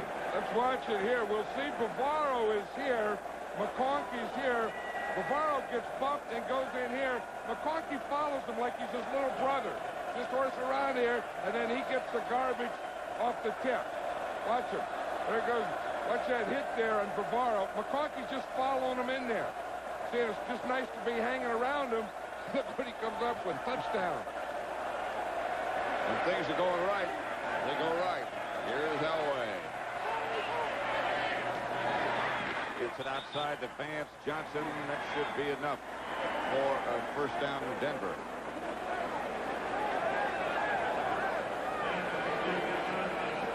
There's Sims after the touchdown. He wanted to celebrate with one of his guys, and he ended up celebrating with Dennis Smith. And then he just celebrated by himself. Then he found a guy. There's one of his guys. Benson. Brad Benson. Yeah. Yeah, they're kind of best friends. They even lift weights together. Benson, Sims, Burt. Burt. Here's Elway again. Screen pass, middle screen this time to Wilson. Stopped by Banks again with a gain of 5. 33-10. The Giants over the Broncos. I think over the long run, Carl Banks is going to be the best player in this Giant defense.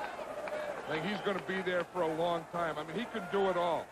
I mean, he can cover, he can run, he can tackle, he can do everything. But we were talking to Bill Belichick. He said he's also the hardest working of all our players. Here's Elway out of the pocket, gets it up the field, complete. Mark Jackson this time. And now he gets up limping. Hey, those receivers of the Broncos have really taken a beating. Remember, Vance Johnson got it by Harry Carson after he caught one. Mark Jackson just looked like he got it then. 9:40 left to play. Giants leading 33-10. But Elway is always dangerous. Will Height, the receiver, right at midfield, a gain of 5. Greg Lasker to make the stop.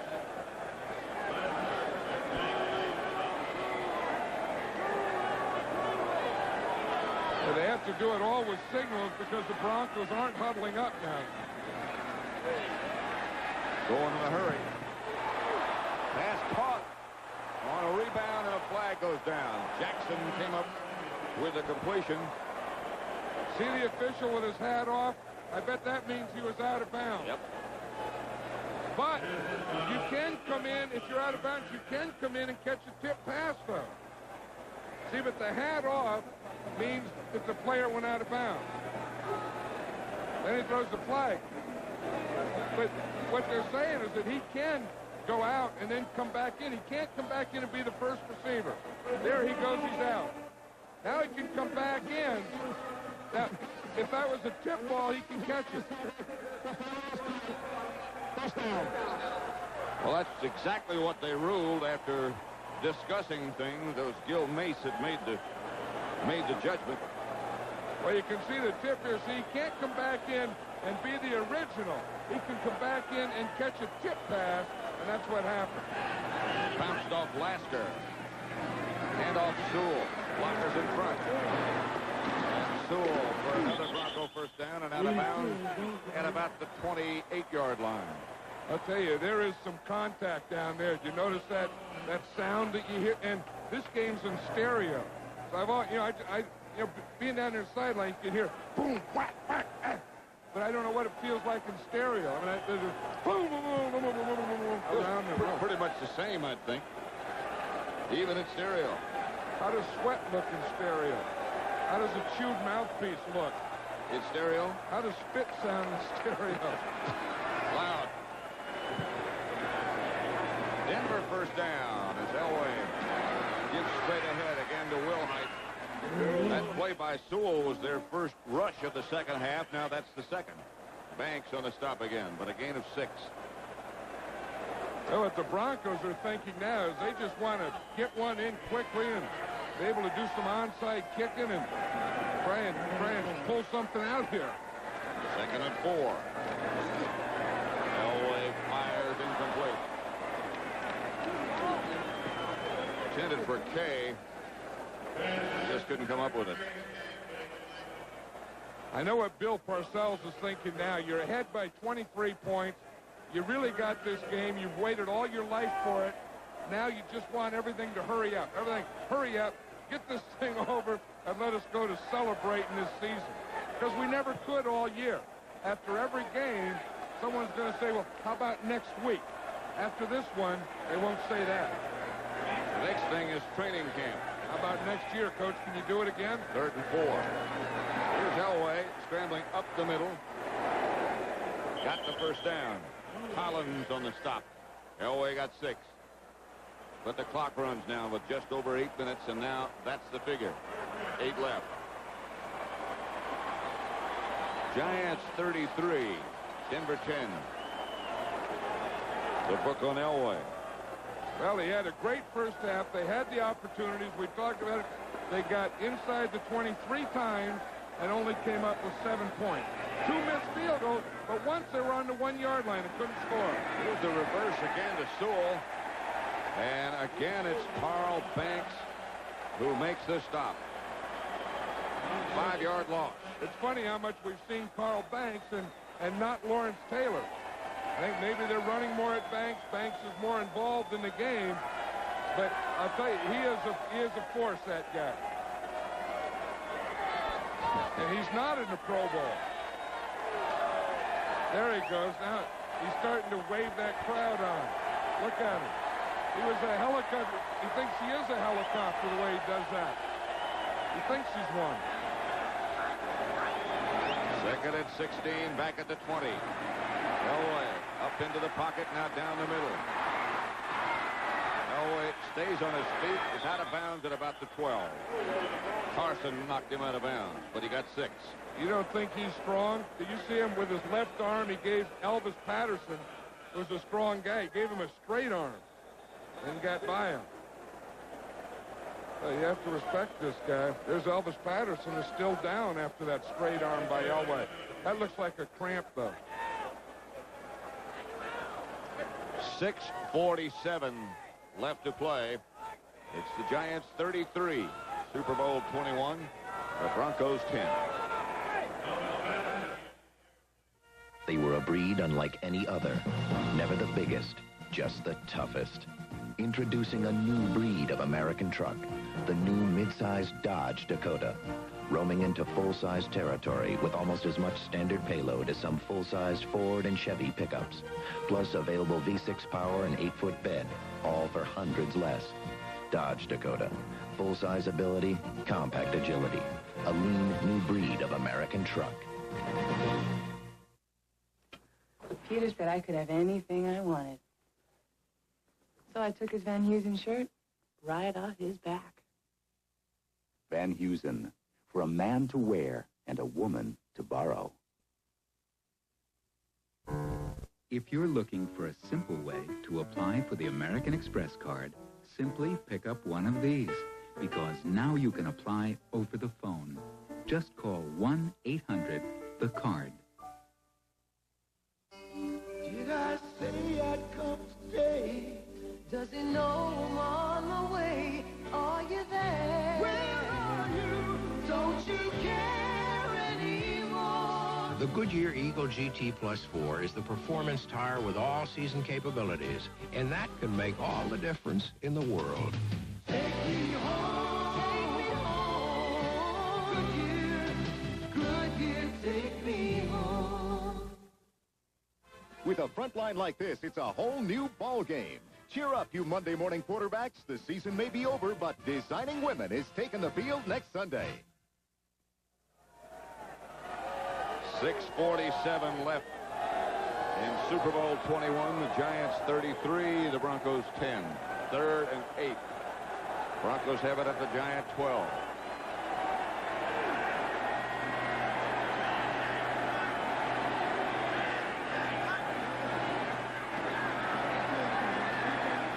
Middle is Elway again. Slides to the 10. That'll bring up a 4th down. Harry Carson there to make sure he stayed down. Well, that's why he went down, because Harry Carson was there. Harry Carson and Banks were both standing there, and Elway had to go to the slide. Now John Carlos gets another shot at it. Rich Carlos gets another shot at it. He's missed twice. He hit once from 48 yards out. Missed from 23 and 34. 6:12 left. Kubiak holding.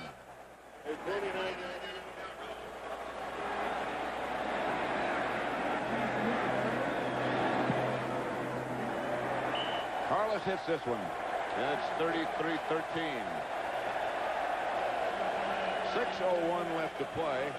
The Broncos have all of their timeouts remaining. 33-13. The ninja. His strength and swiftness have become legend.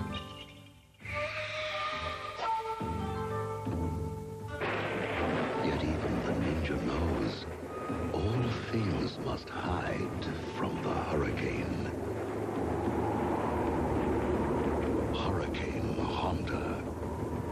It will come in the spring of the new year.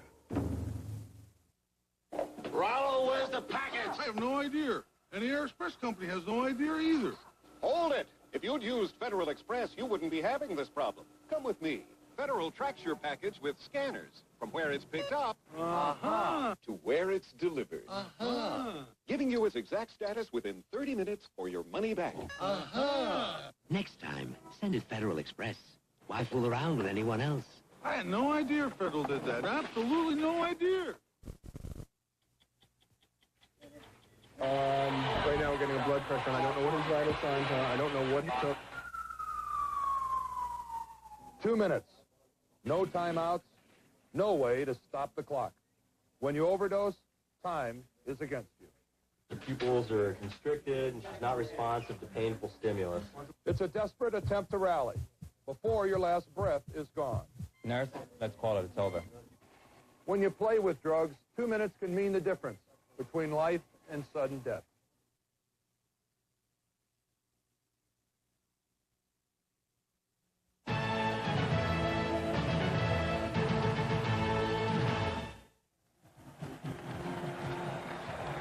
Denver, as John Madden was just talking about, taking the field goal to make it 33-13 now. They have everybody left of Rich Carlos for an onside kick. And the Giants handle it well. Bobby Johnson right there, the good hands guys. Well, I think that makes sense that they did that. There's, we see the buckets. Now there's a third bucket this week. I think what happened, there's always been like a mother and father. Like this is a father bucket, this is a mother bucket, and since the last game, they had a baby bucket. So this is a baby bucket. So they got three now. There's always been two. One's going to go to Parcells, one's going to go to another assistant, and one will go to a player later in the game. I guess that clears up the question as to whether they're married or not. Well, yeah, well, they got married. Yeah, they got married in that baby bucket. That's Roussan over the right side and out of bounds by Steve Wilson. That's the bucket. Well, you ought to, I mean, the bucket, you know, that's how big it is. I mean, third year in the league, and then you ask questions like, is it married? Yeah, bucket's married.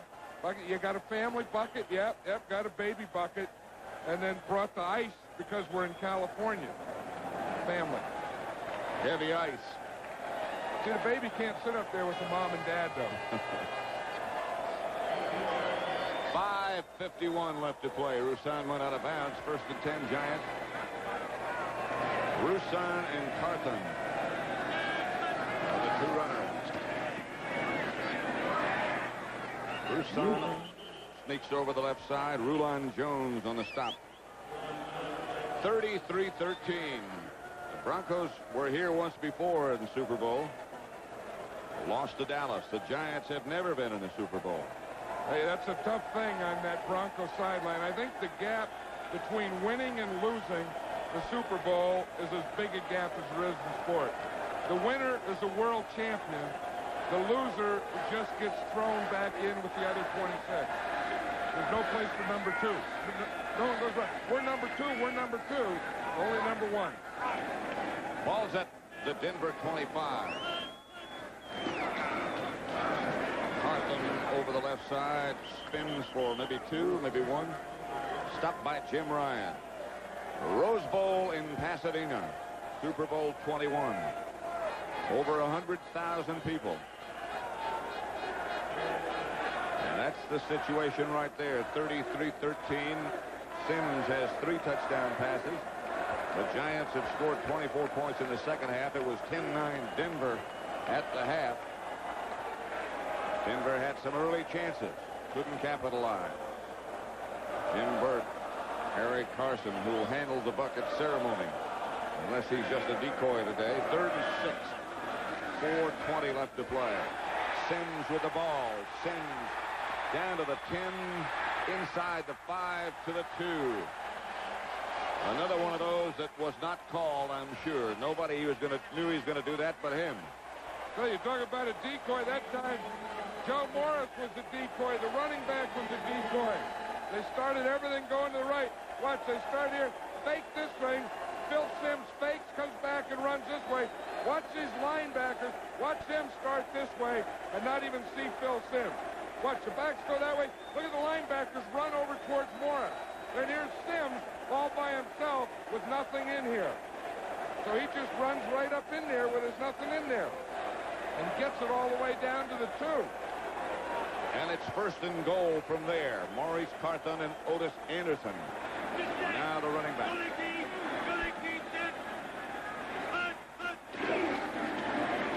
Anderson, touchdown, Giants.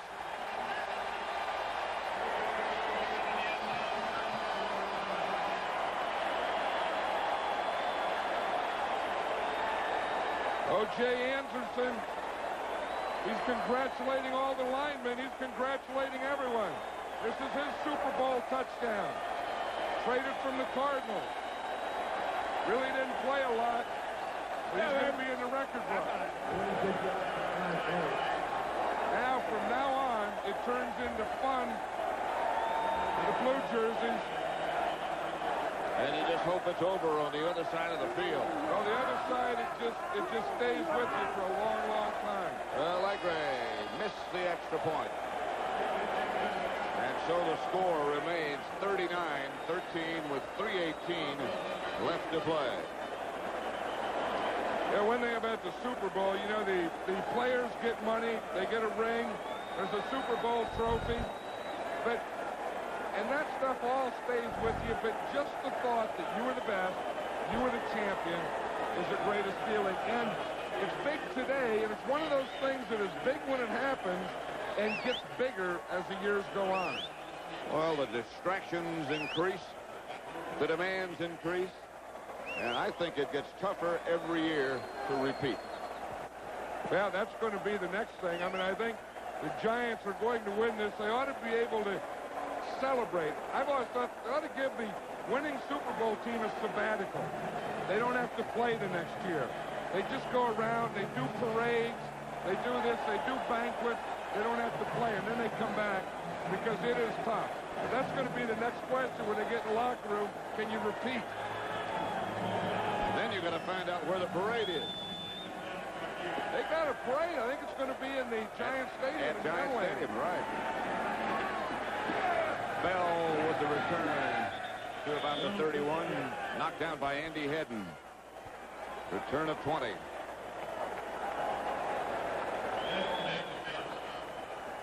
Again, those shots from overhead looking down at the Rose Bowl. From the darkness now, the sliced blimp.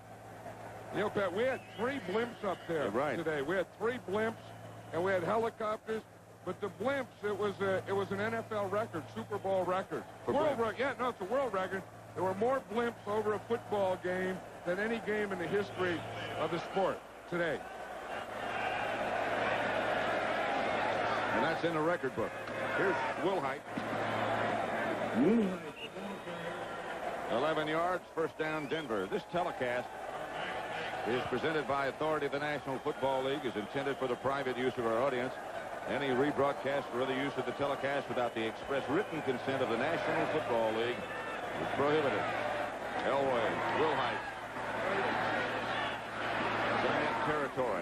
to about the 47. Lawrence Taylor on the stop. Another Denver first down, a gain of 11. 2.5 minutes left to play. 39-13 Giants. Denver in the hurry up. Elway threw a grounder, stops the clock with 2:20. In the direction of Will Hyde again. This is the type of thing that I'm sure that the Bronco players are just thinking, why don't we just run it out, get this thing over with. The Giant players are probably thinking the same thing. Probably. I wonder what the one guy, did you see number 36, Mark Haynes, was sitting there on that Bronco bench. Of course, he was traded this year from the Giants to the Broncos. So he is playing in the Super Bowl for the Broncos against his old teammate. 2nd and 10 outside from Elway again. Intended for Will Hyde. There's Mark Haynes. Yeah, that has to be a tough thing that you're on one team and you're playing your old teammates who you were around when they were building. They have to be all your friends, guys like Brad Benson there. That's one of the good things about this being the last game of the season. He's got a chance for his nose to get well. I think Carson threw a fake to the bucket. Seeing Jim Burt there, I think they're starting to plan their ceremony. Not doing it, just planning it now. Elway up into the pocket, out of the pocket, down the middle. Pass caught by Vance Johnson. Touchdown. What a heck of a catch and what a heck of a throw by Elway. Kenny Hill and Herb Welch both back there. 46-yard touchdown pass. The Broncos thought they were going to be able to do this. They just hoped it would come a little early. You know, that ball control thing, then go for a couple scrambles and try and get a deep one later. See, Elway can buy time. He just steps up, moves to the left a little, and then he just uncorks this thing down here to Vance Johnson. There, Herb Welch didn't even see that thing coming. It just went right over his shoulder. Just heard it whistle by. Carlos for the extra point. And 47-yard touchdown pass from Elway. That makes it 39-20 with just 2 minutes and 6 seconds left to play.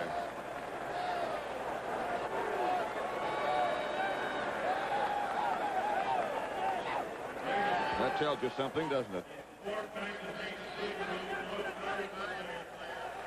Tonight on CBS, the premiere of Hard Copy from the creators of Murder, She Wrote. Phil Simms has been named the game's most valuable player. And Simms gets the bucket. Simms got the first bucket. Yeah, there was a player bucket to be decided later. Simms got it. Now, we still got 2 more buckets. I think we know one's is a Bill Parcells bucket, and I think the other one is going to be another coaching bucket. Look who goes against it. 2 offensive linemen. Bart Oates, Brad Benson, Whap, on the quarterback, who's the MVP. Again, the Broncos shoot for the onside kick, and it doesn't work. And the Giants come up with the ball. Zeke Moat this time. 2:03 left to play. I don't think Simms can go in and play offense now. Look at this. No, he weighs like 5 pounds more. They have to put Jeff Rutledge in there. Simms said, I can't play. Ball would just slip out of my hand. I know what he said. He's saying it's cold. There's Rutledge. Well, the quarterback can't play when you get the bucket. Plus you're cold. Rutledge says, what a way to get in a Super Bowl. The starting quarterback gets the bucket, and I got to go play. Rutledge was in one before when he was with the Rams. Oh, he was in one today. Remember the 4th down play where he picked up the first? Yeah. That I think was a big, big play and a turning point in this game.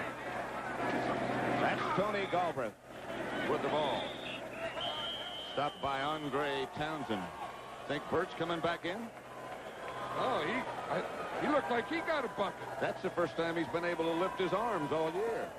39-20. The Giants lead Denver.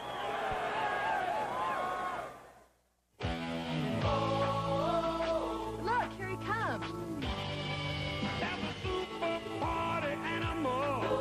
His name is Bud McKenzie. Bud McKenzie. A real hot night and a cold Bud Light puts him in a party frenzy. He's Bud McKenzie, Bud Light's original party animal. That's Buzz. He is the party. The Ghost Buzz go! It began as a simple test to see what hundreds of business people preferred. Long-distance calls made on the fiber optic lines of U.S. Sprint or calls made on AT&T's lines. Over 75% preferred the clarity of U.S. Sprint, and over 90% of them said they'd switch. That's not a test. That's a landslide. Call U.S. Sprint. We're building the first and only 100% fiber optic network clear across America. Booyakalea Moo. Behold the Isuzu Pup, the lowest priced truck in America. About $6. Buy a pup now and you can get 3.9% financing or 500 pounds of bananas. Why, I saved enough money to buy this island and all the fish. Penumeli, Kiki Bobo. Hurry, 3.9% financing or $500 rebate offer ends soon. Top-ranked Iowa faces the tough-at-home Wolverines on Michigan turf. Then Syracuse and Georgetown in their first battle this year, next Saturday on CBS Sports. It's been the NFL on CBS, and this has been Super Bowl number 21. The Giants' year. Rutledge. Handoff to Galbert. And the clock runs now with 1:45 left. Ricky Hundley on the stop. Carson has changed shirts and is in the security uniform now. That's the yellow jacket that security people... And there it comes.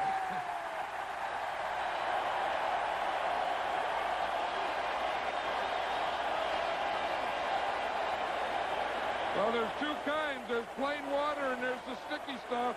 And when it has color in it, it's sticky. And I'll tell you, Bill Parcells loves this one. Rutledge just kneel. He got another one. They washed out the sticky stuff. So, a Super Bowl is worth the double bucket. It really is. Look, he's saying, hey, is there any more there? You guys got any more? Now he looks at the clock. Because he's looking up there to see how long he has to stay there. Oh. He thought it was all over. And I'll tell you, he got the big one there. Did he ever? That looked like he was going on a honeymoon somewhere with that waterfall. Carson, who's done it all year. Don't forget, stay with us. We'll go to the locker rooms of both teams. Meet the outstanding players, the most valuable player again, Phil Simms. The trophy presentation by Commissioner Rozelle. And the heartbreak in that locker room.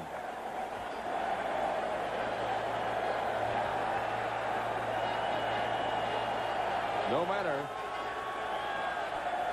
It's been a great year in Denver.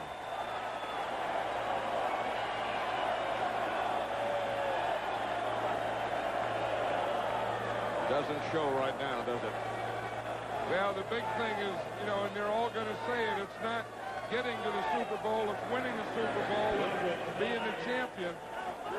And the difference in the feelings, I mean, the Giants are as high a thrill and as big a thrill and as emotional as you can ever get in sport. And I think the Broncos are the opposite side of that. There's Jim Burt and his son. You talk about a look-alike. That kid's playing nose tackle in kindergarten. He goes one-on-one. Look at the size of that guy. Look, he's going nose to nose, head to head. Like he could wear the same jersey Oh, almost. yeah. Yeah, they butt each other. That's how they say good morning. They give each other a butt.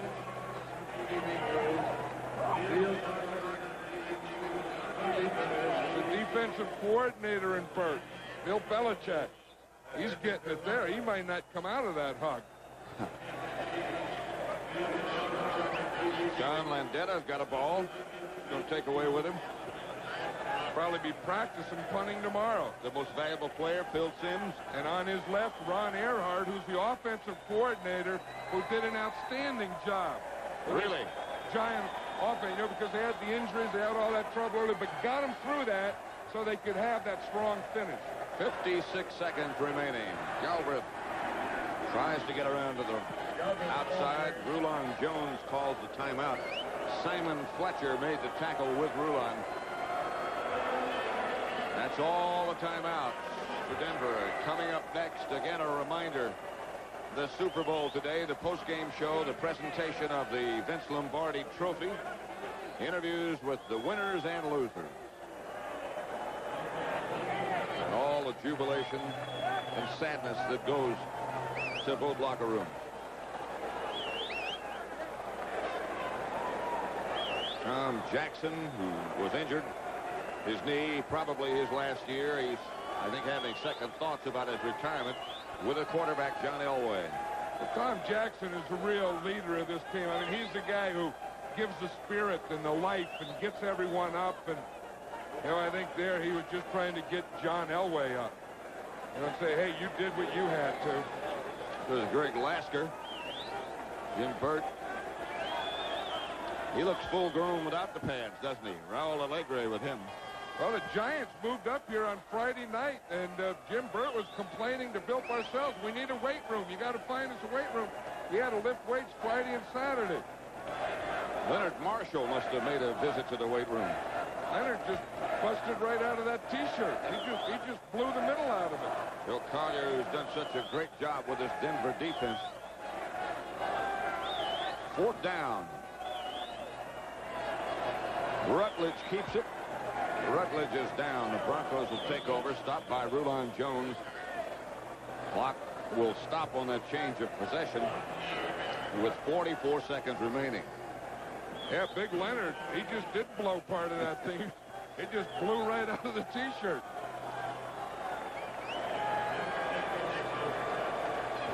In the Giant locker room waiting, the president of the Giants, Wellington Mara, there to accept the trophy and the accolades that go with this Super Bowl championship. It's been a long time. Kubiak is the quarterback now. They always through. Kubiak, middle. Broncos out of timeouts. Clint Sampson made the catch. Clock continues to run, a gain of 8.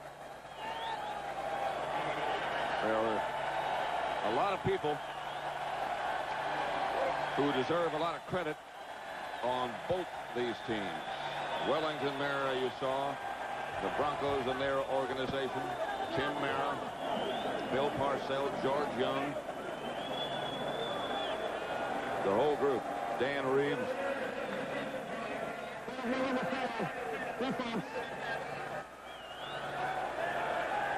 What was that one? I didn't hear that one. I didn't either. 12 men on the field, I think. Well, they all want to get on just to be on the field, to play, get on the field. Landetta may run in there and play defense. Other guys like George Martin and Harry Carson, guys that have been around there, Brad Benson, a long time, been through the bad years, to go through that, stick with it, and come up to today has to be a special day for everyone, but for those guys, I think it really means something. More, bigger. I think, John, if you go back and look, as we have an opportunity maybe to sort of reflect on the early part of the game, the Broncos got there and didn't get the points. I think that has to be something that they'll be thinking about a long time. Well, that was a big part of this thing, and then that halftime. I mean, the way the Giants went in and came out in the second half and just dominated and took over that game in the third quarter. And then with this defense, this great Giant defense, when they get ahead, boy, they just smother you. They make you play uphill, and they're just playing downhill on you and knocking you out. Next thing they're trying to figure out there is who's going to carry the coach off. See, they're planning. Brad Benson was back there planning. And we know Jim Burt won't. He already has something to carry off there. Here's Kubiak out of the pocket. And Sampson scampers out of bounds, stops the clock, a gain of 11. Broncos keep hanging on and hanging in. The fans are booing that one. They want the game to be over and the celebrating to start. I'm amazed as you look around the Rose Bowl, nobody's left. The place is still full. I tell you, this is a great place for a football game. And you know, and the weather's nice, and it's a nice day, and, you know, you're enjoying, and it's a happening, and you're there, and, you know, to go there and not see it to its finish, you know, doesn't make any sense either. This place is going to be packed. Getting out, you can't get out anyway. Yeah, you might as well stay, I guess. Kubiak down by Dorsey. And Pepper Johnson. And Eric Howard. And Parcells is up on the shoulders of the offensive lineman. He's saying, not yet. It's okay, Bill. It's okay. You got it.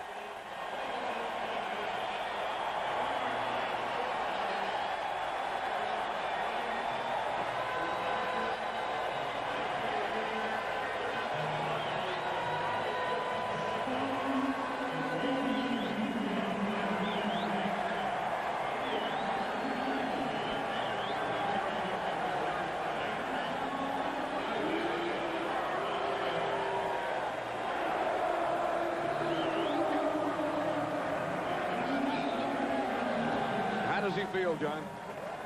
I'll tell you, he feels great. This is as good as it gets. Doesn't get any better than this. And the great thing about it, it lasts forever. It's not something that's not there tomorrow. You can never take it away. Well, they have a, you know, that's the stomp and grind. Pepper Johnson and William Roberts. And they have a name. And go right in the middle of the field and do it. You know, they say it's business. They talk about, you know, this and that, the business, the agents, and it's right. When you're out there and this is happening, it's a game. And it's fun, and it's playing, and it's kids.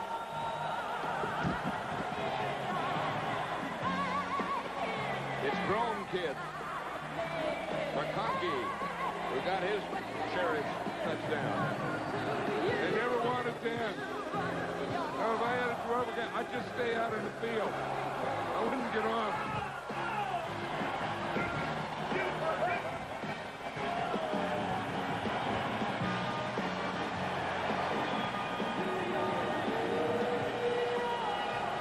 And that's what Phil McConkey's thinking. I want to stay out here.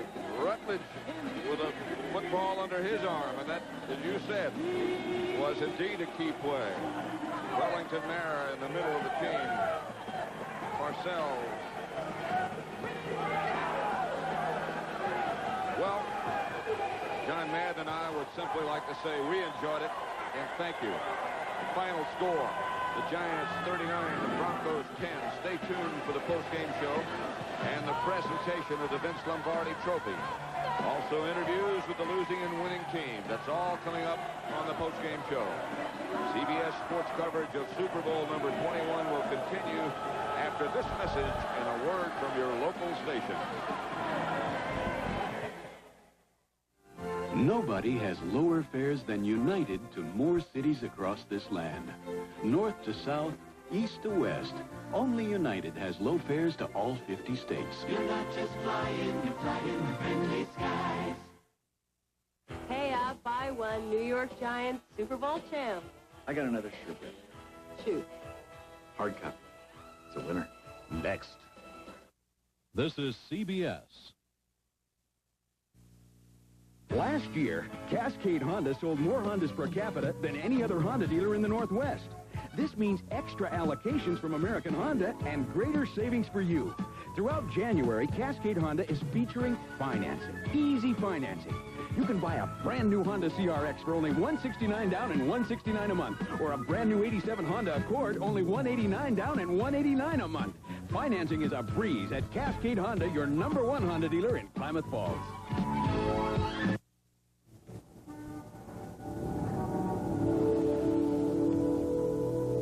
There is a higher intelligence coming to share a wealth of knowledge and powers. Follow your instincts and welcome them. They are known as Minolta Zoom copiers.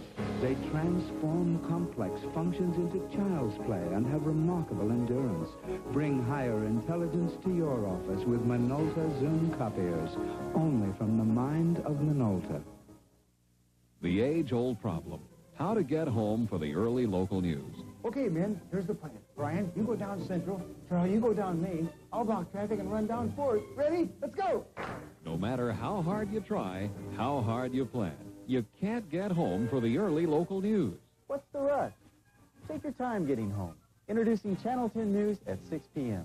News that doesn't get home before you do. Have we got news for you? Channel 10 News at 6 p.m., beginning Monday, February 2nd. Monday, will Allie's degree open the door to the art world? You got any adult posters? You mean like smut? Then, will Patty's new love destroy Sam's friendship? What are you trying to say, that I'm uptight? You're lucky to be able to get a comb through your hair. And a violent storm takes its toll on Newhart. You've been perspiring. I only wish Joanna could have been here to see this. Then, How come nobody's going out? Mary Margaret enters the world of dating. Don't do anything I wouldn't do. Oh, no, wait. Well, I wouldn't think... Monday. Share the spirit with Superior Court, weekdays at 11. Coverage of the Super Bowl 21 post-game show is sponsored by the 1987 German-engineered Volkswagens and your Volkswagen dealers.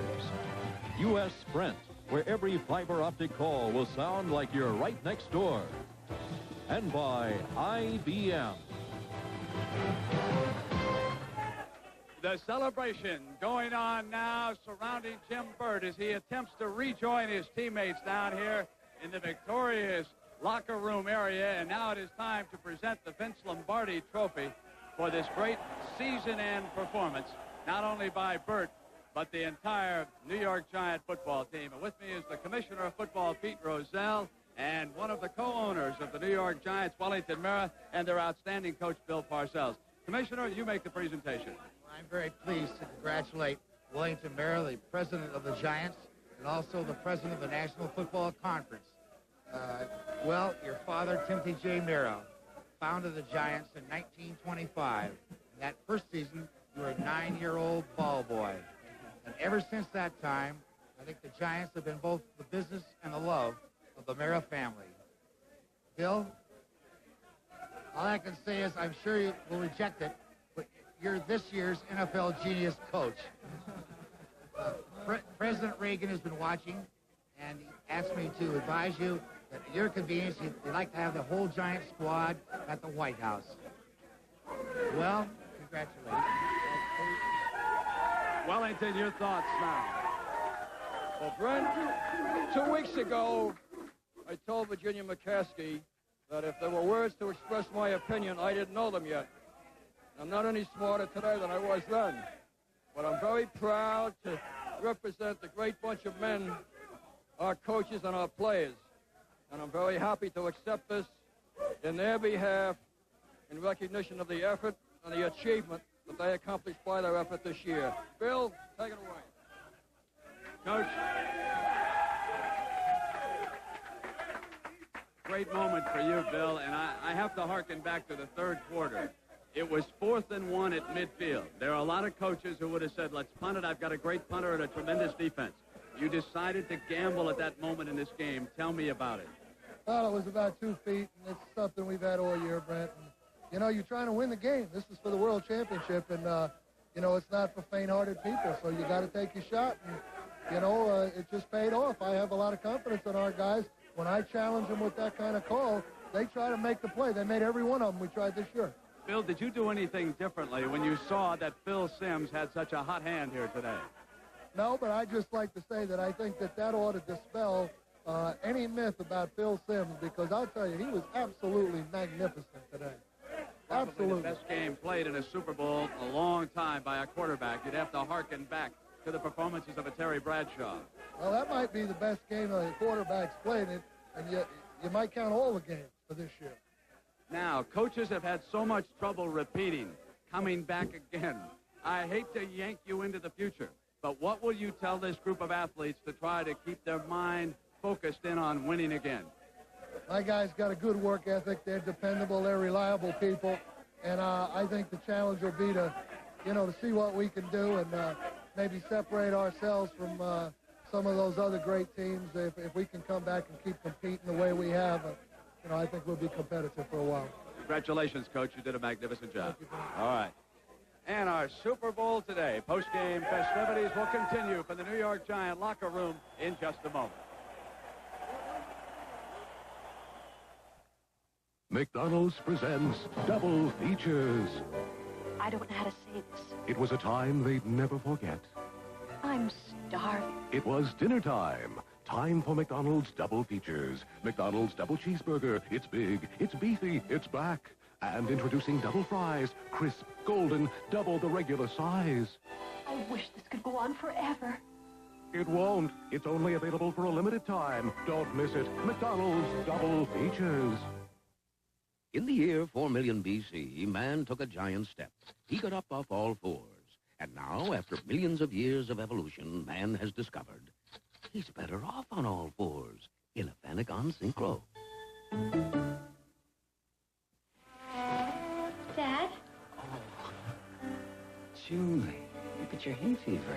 Well, she hasn't had a sniffle all day. And I'm ready to dance all night. Thanks to research by Dow's pharmaceutical subsidiary, millions like Julie may now find relief from allergies without the drowsiness often associated with allergy treatments.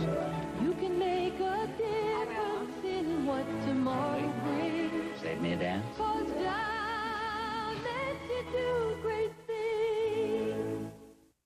At first, IBM electric typewriters made typing easier. Then we improved the way typing looked and revolutionized its touch and feel. IBM even fixed the way errors got fixed. Today, IBM wheel writers and quiet writers do things our old typewriters never dreamed of. They're faster, quieter. They have memory and can even signal mistakes as you make them. The typewriters secretaries like best just get better and better. Had 2 tickets for today's game, right on the 50-yard line. But I sold them. You're probably saying, what a jerk. But guess what I got with the money? A Volkswagen Golf.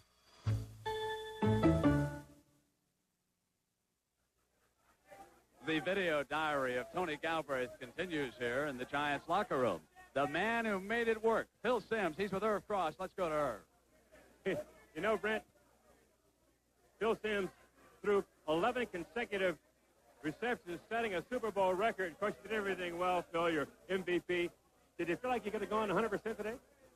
Yeah, I did. I just felt like when we were warming up, I just told everybody, I said, I got it today. I was throwing the ball real well.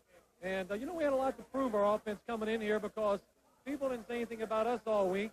And I think everybody thought our receivers couldn't be a part of this game. And we had something to prove, and we talked about it all week. We were going to come out of here running, and we were just going to see if they could cover us. And the receivers, everything, the game plan was terrific. It really was. Well, what was the difference in the first half and the second half? Of course, you guys didn't score against the ball the first time we played them in New York, but you were a completely different team in the second half. Well, today in the first half we moved it every time. I just had a breakdown a couple of times and just missed completing big passes. And, we stayed with the same stuff, and we just got it going, and we hit a few big plays. And, sometimes you get it going in this league, it's hard to stop it. That's the way we were today. Congratulations, Phil. Super Bowl 21's most valuable player, Phil Simms. Brent. All right, Irv, the other co-owner of the Giants and a man who was instrumental in helping bring George Young to the franchise is Tim Merritt. Tim, you had to turn this group around. There were some lean times. Your reflections. You're right, Brent, and I'd like to take this opportunity on behalf of my mother and my sister and myself to congratulate the players, congratulate the assistant coaches, and to congratulate the greatest head coach the Giants have had in my lifetime, Bill Parcells, and to thank this man right over here, George Young, because if it wasn't for him, we wouldn't have done this today. And I'm very happy for all our fans because they deserve it. Thank you, Fred. Thank you. George, your feelings now. This is such a great moment for you. You helped put this team together. Well, Brent, I'm so happy for both sides of the Marrow family because they gave me the support to try to help Bill Parcells do the wonderful job he's done and how well the players have done. We have great players and great support from the owners. Just what else can you say? And I'm very happy, really, to see the happy faces of the Giant fans because they've supported us so much for so long. Well, George and Tim, I don't want to sensationalize the point, but nor do I want to leave without referring to it. And that's the fact that Wellington and Tim do not get along, but the fact remains. They kept the focus on winning football games. They got the job done this year, and they deserve to be acclaimed for that. We will continue with the Super Bowl Today postgame show in just a moment. This is CBS. North Valley Auto Center at Grants Pass is proud to announce a special purchase sale. We have 386K cars, automatic, air conditioning, and stereo for only $159 down and $159 a month. We have 5 Chrysler LeBarons and Dodge Lancers with automatic power steering and air conditioning. These cars are loaded for only $179 down and $179 a month. Late word from Chrysler, 3.9% financing or up to $1,000 cash back from North Valley Auto Center, where we sell them the old-fashioned way, one at a time. Introducing First News with Lila Holman. I'm Lila Holman, host of a new kind of news program on Channel 10. We call it First News. First News is a little different than the kind of newscast you're currently seeing. Besides bringing you a first look at the day's events, we'll also have time for news you can use in your daily life, from money to health to what's going on in your community. We've got a lot planned for you on First News. I hope you'll join me. First News. Experience the difference. Monday, February 2nd at 5:30 on Channel 10. Our magazine has the spirit weekdays at noon. Locker room, let's go to Will. Brent, thanks very much. Dan, it looks like you had a great opportunity in that first half to put this ball game away. Well, Will, first of all, I'd like to congratulate the Marrows. George Young, Bill Parcells, the entire coaching staff, and a great football team, for winning the Super Bowl. They certainly played a great football game. The first half, we just didn't, we should have scored about 10 more points at least in the first half. And we knew going into the ball game, if we didn't take advantage of every opportunity we have, we'd be in, tough shape. And we missed a couple of field goals, got first and goal to go and one and don't score. And so that really was disappointing coming into half, but we still had to lead. In the second half, they just took the game away from you. Well, they did. The field position, in the third quarter really killed us. We had the ball backed up, I think, on a 15-yard line about the first 3 times we touched it. They keep us from making a first down. They get great field position, and their offense stuck it in the end zone. We knew going into the ball game, or felt like going into the ball game, we couldn't get in a scoring contest with them because their defense is a 2-minute defense all the time, and we just didn't have enough to keep it interesting there in the third quarter. Danny, congratulations on a great year. Let's go back to Brent. All right, well, Coach Reeves alluded to that defense, and 2 of the key members are right with me. The youngster, who is destined to become one of the best in the NFL if he keeps playing at this rate, Carl Banks. Carl, the goal line stand, the third down play, you had a huge hand in it. Tell me about it.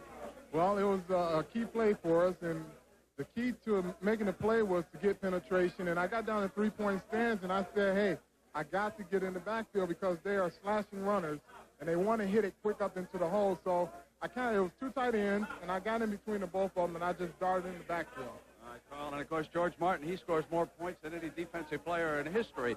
George, the safety, you score a touchdown against him in game 1, but tell me about the safety today. Well, first of all, Brent, I'd just like to sincerely thank Jesus Christ for being a part of my life and thanking all these guys for making it possible.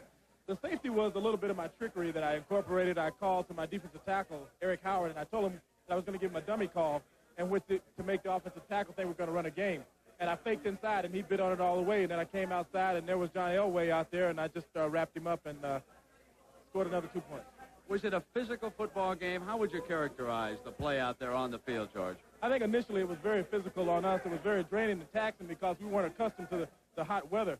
But after the second half, we came out and made some obvious adjustments, and we became accustomed to it and played our brand of football after that. Sure did. Congratulations. We're going to come back with another star of that defensive unit when the Super Bowl Today post-game show continues in just a moment. There's never any time for us, no time left in a day. We're both so close and yet so far. We've got to get away. Let American Airlines special low fares take you away with someone special. Without a single care, we're American Airlines, something special in the air.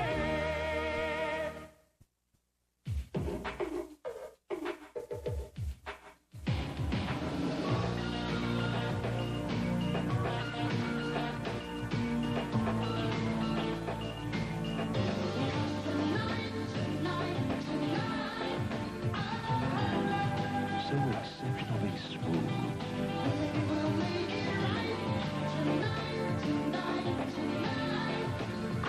The night belongs to Michelob. They were a breed unlike any other. Never the biggest, just the toughest. Introducing a new breed of American truck, the new mid-size Dodge Dakota. Roaming into full-size territory with almost as much standard payload as some full-sized Ford and Chevy pickups. Plus available V6 power and 8-foot bed, all for hundreds less. Dodge Dakota. Full-size ability, compact agility. A lean new breed of American truck. Now's a good time to get some Michelins. Things are kind of tight, Dad. We could save some money with another brand. You'd be surprised. A Michelin's not much more than ordinary radials. And I got 60,000 miles from mine. 60,000? Maybe it pays to get the Michelins. Besides, what's a few extra dollars when you're buying them for something you can't put a price on? Michelin, because so much is riding on your tires. He is the chairman of the board of this defense, if you will, and please don't tug on Superman's cape. Lawrence Taylor is standing with Irv Cross. Irv? Here, Ben, if you ever wondered what was under number 56, you're looking at it right now. You know, Lawrence, how much did the heat affect your ball club? Well, it affected dearly. You know, in the first half, you know, it was so hot, nobody could catch their breath and stuff.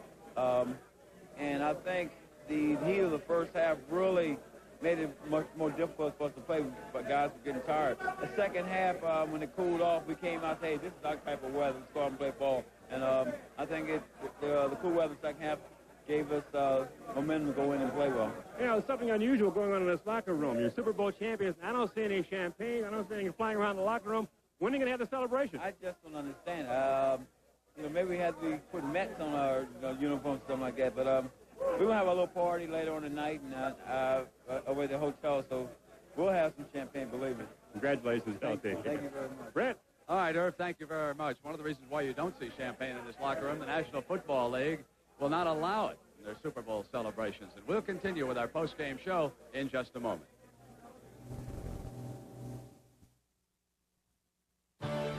Students are always going places. Now there's a powerful computer that can go with them, the IBM PC Convertible. It goes from chemistry to economics, from ancient civilization to modern civilization. The IBM PC Convertible is a smart gift because students can carry an IBM computer anywhere, even into the future. The Porsche 944 goes from 0 to 50 in just 5.9 seconds. So does my Volkswagen Scirocco 16-valve.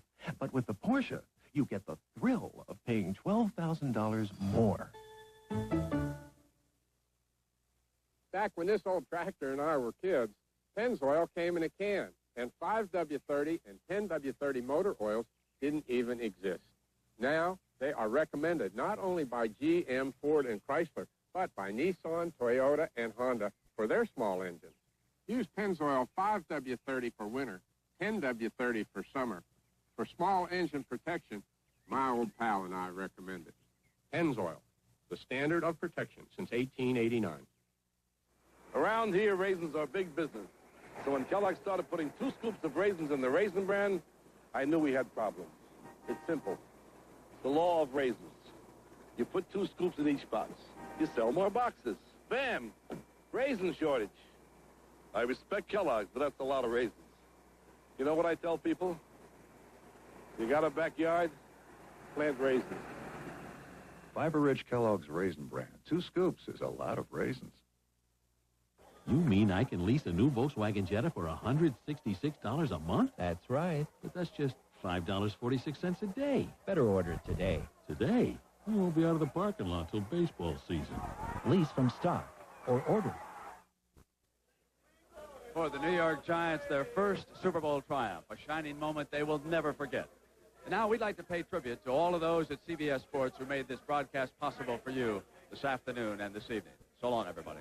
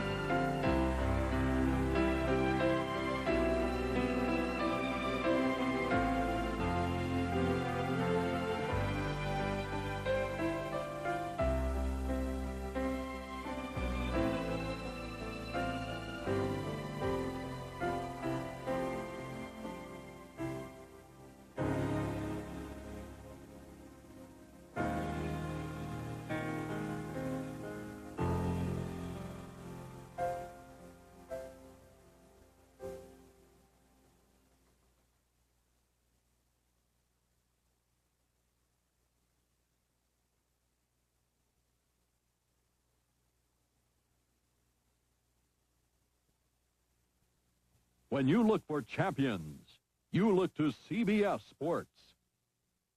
This is CBS. It's here, Super Bowl Sunday, 1987. And Valley opens at 5 p.m. sharp for a super sale. Here's two examples. A 1987 Sprint for only $59.55 or $125 down and $125 a month. Plus 3.9 financing or up to $600 cash back. Or how about a 1985 four-door Chevette, automatic, power steering, air conditioning for only $37.59 or $89 down and $89 a month. The winning teams are at Valley Chevrolet, right, guys? Right!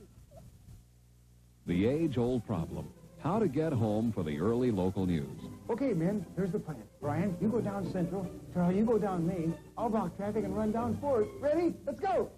No matter how hard you try, how hard you plan, you can't get home for the early local news. What's the rush?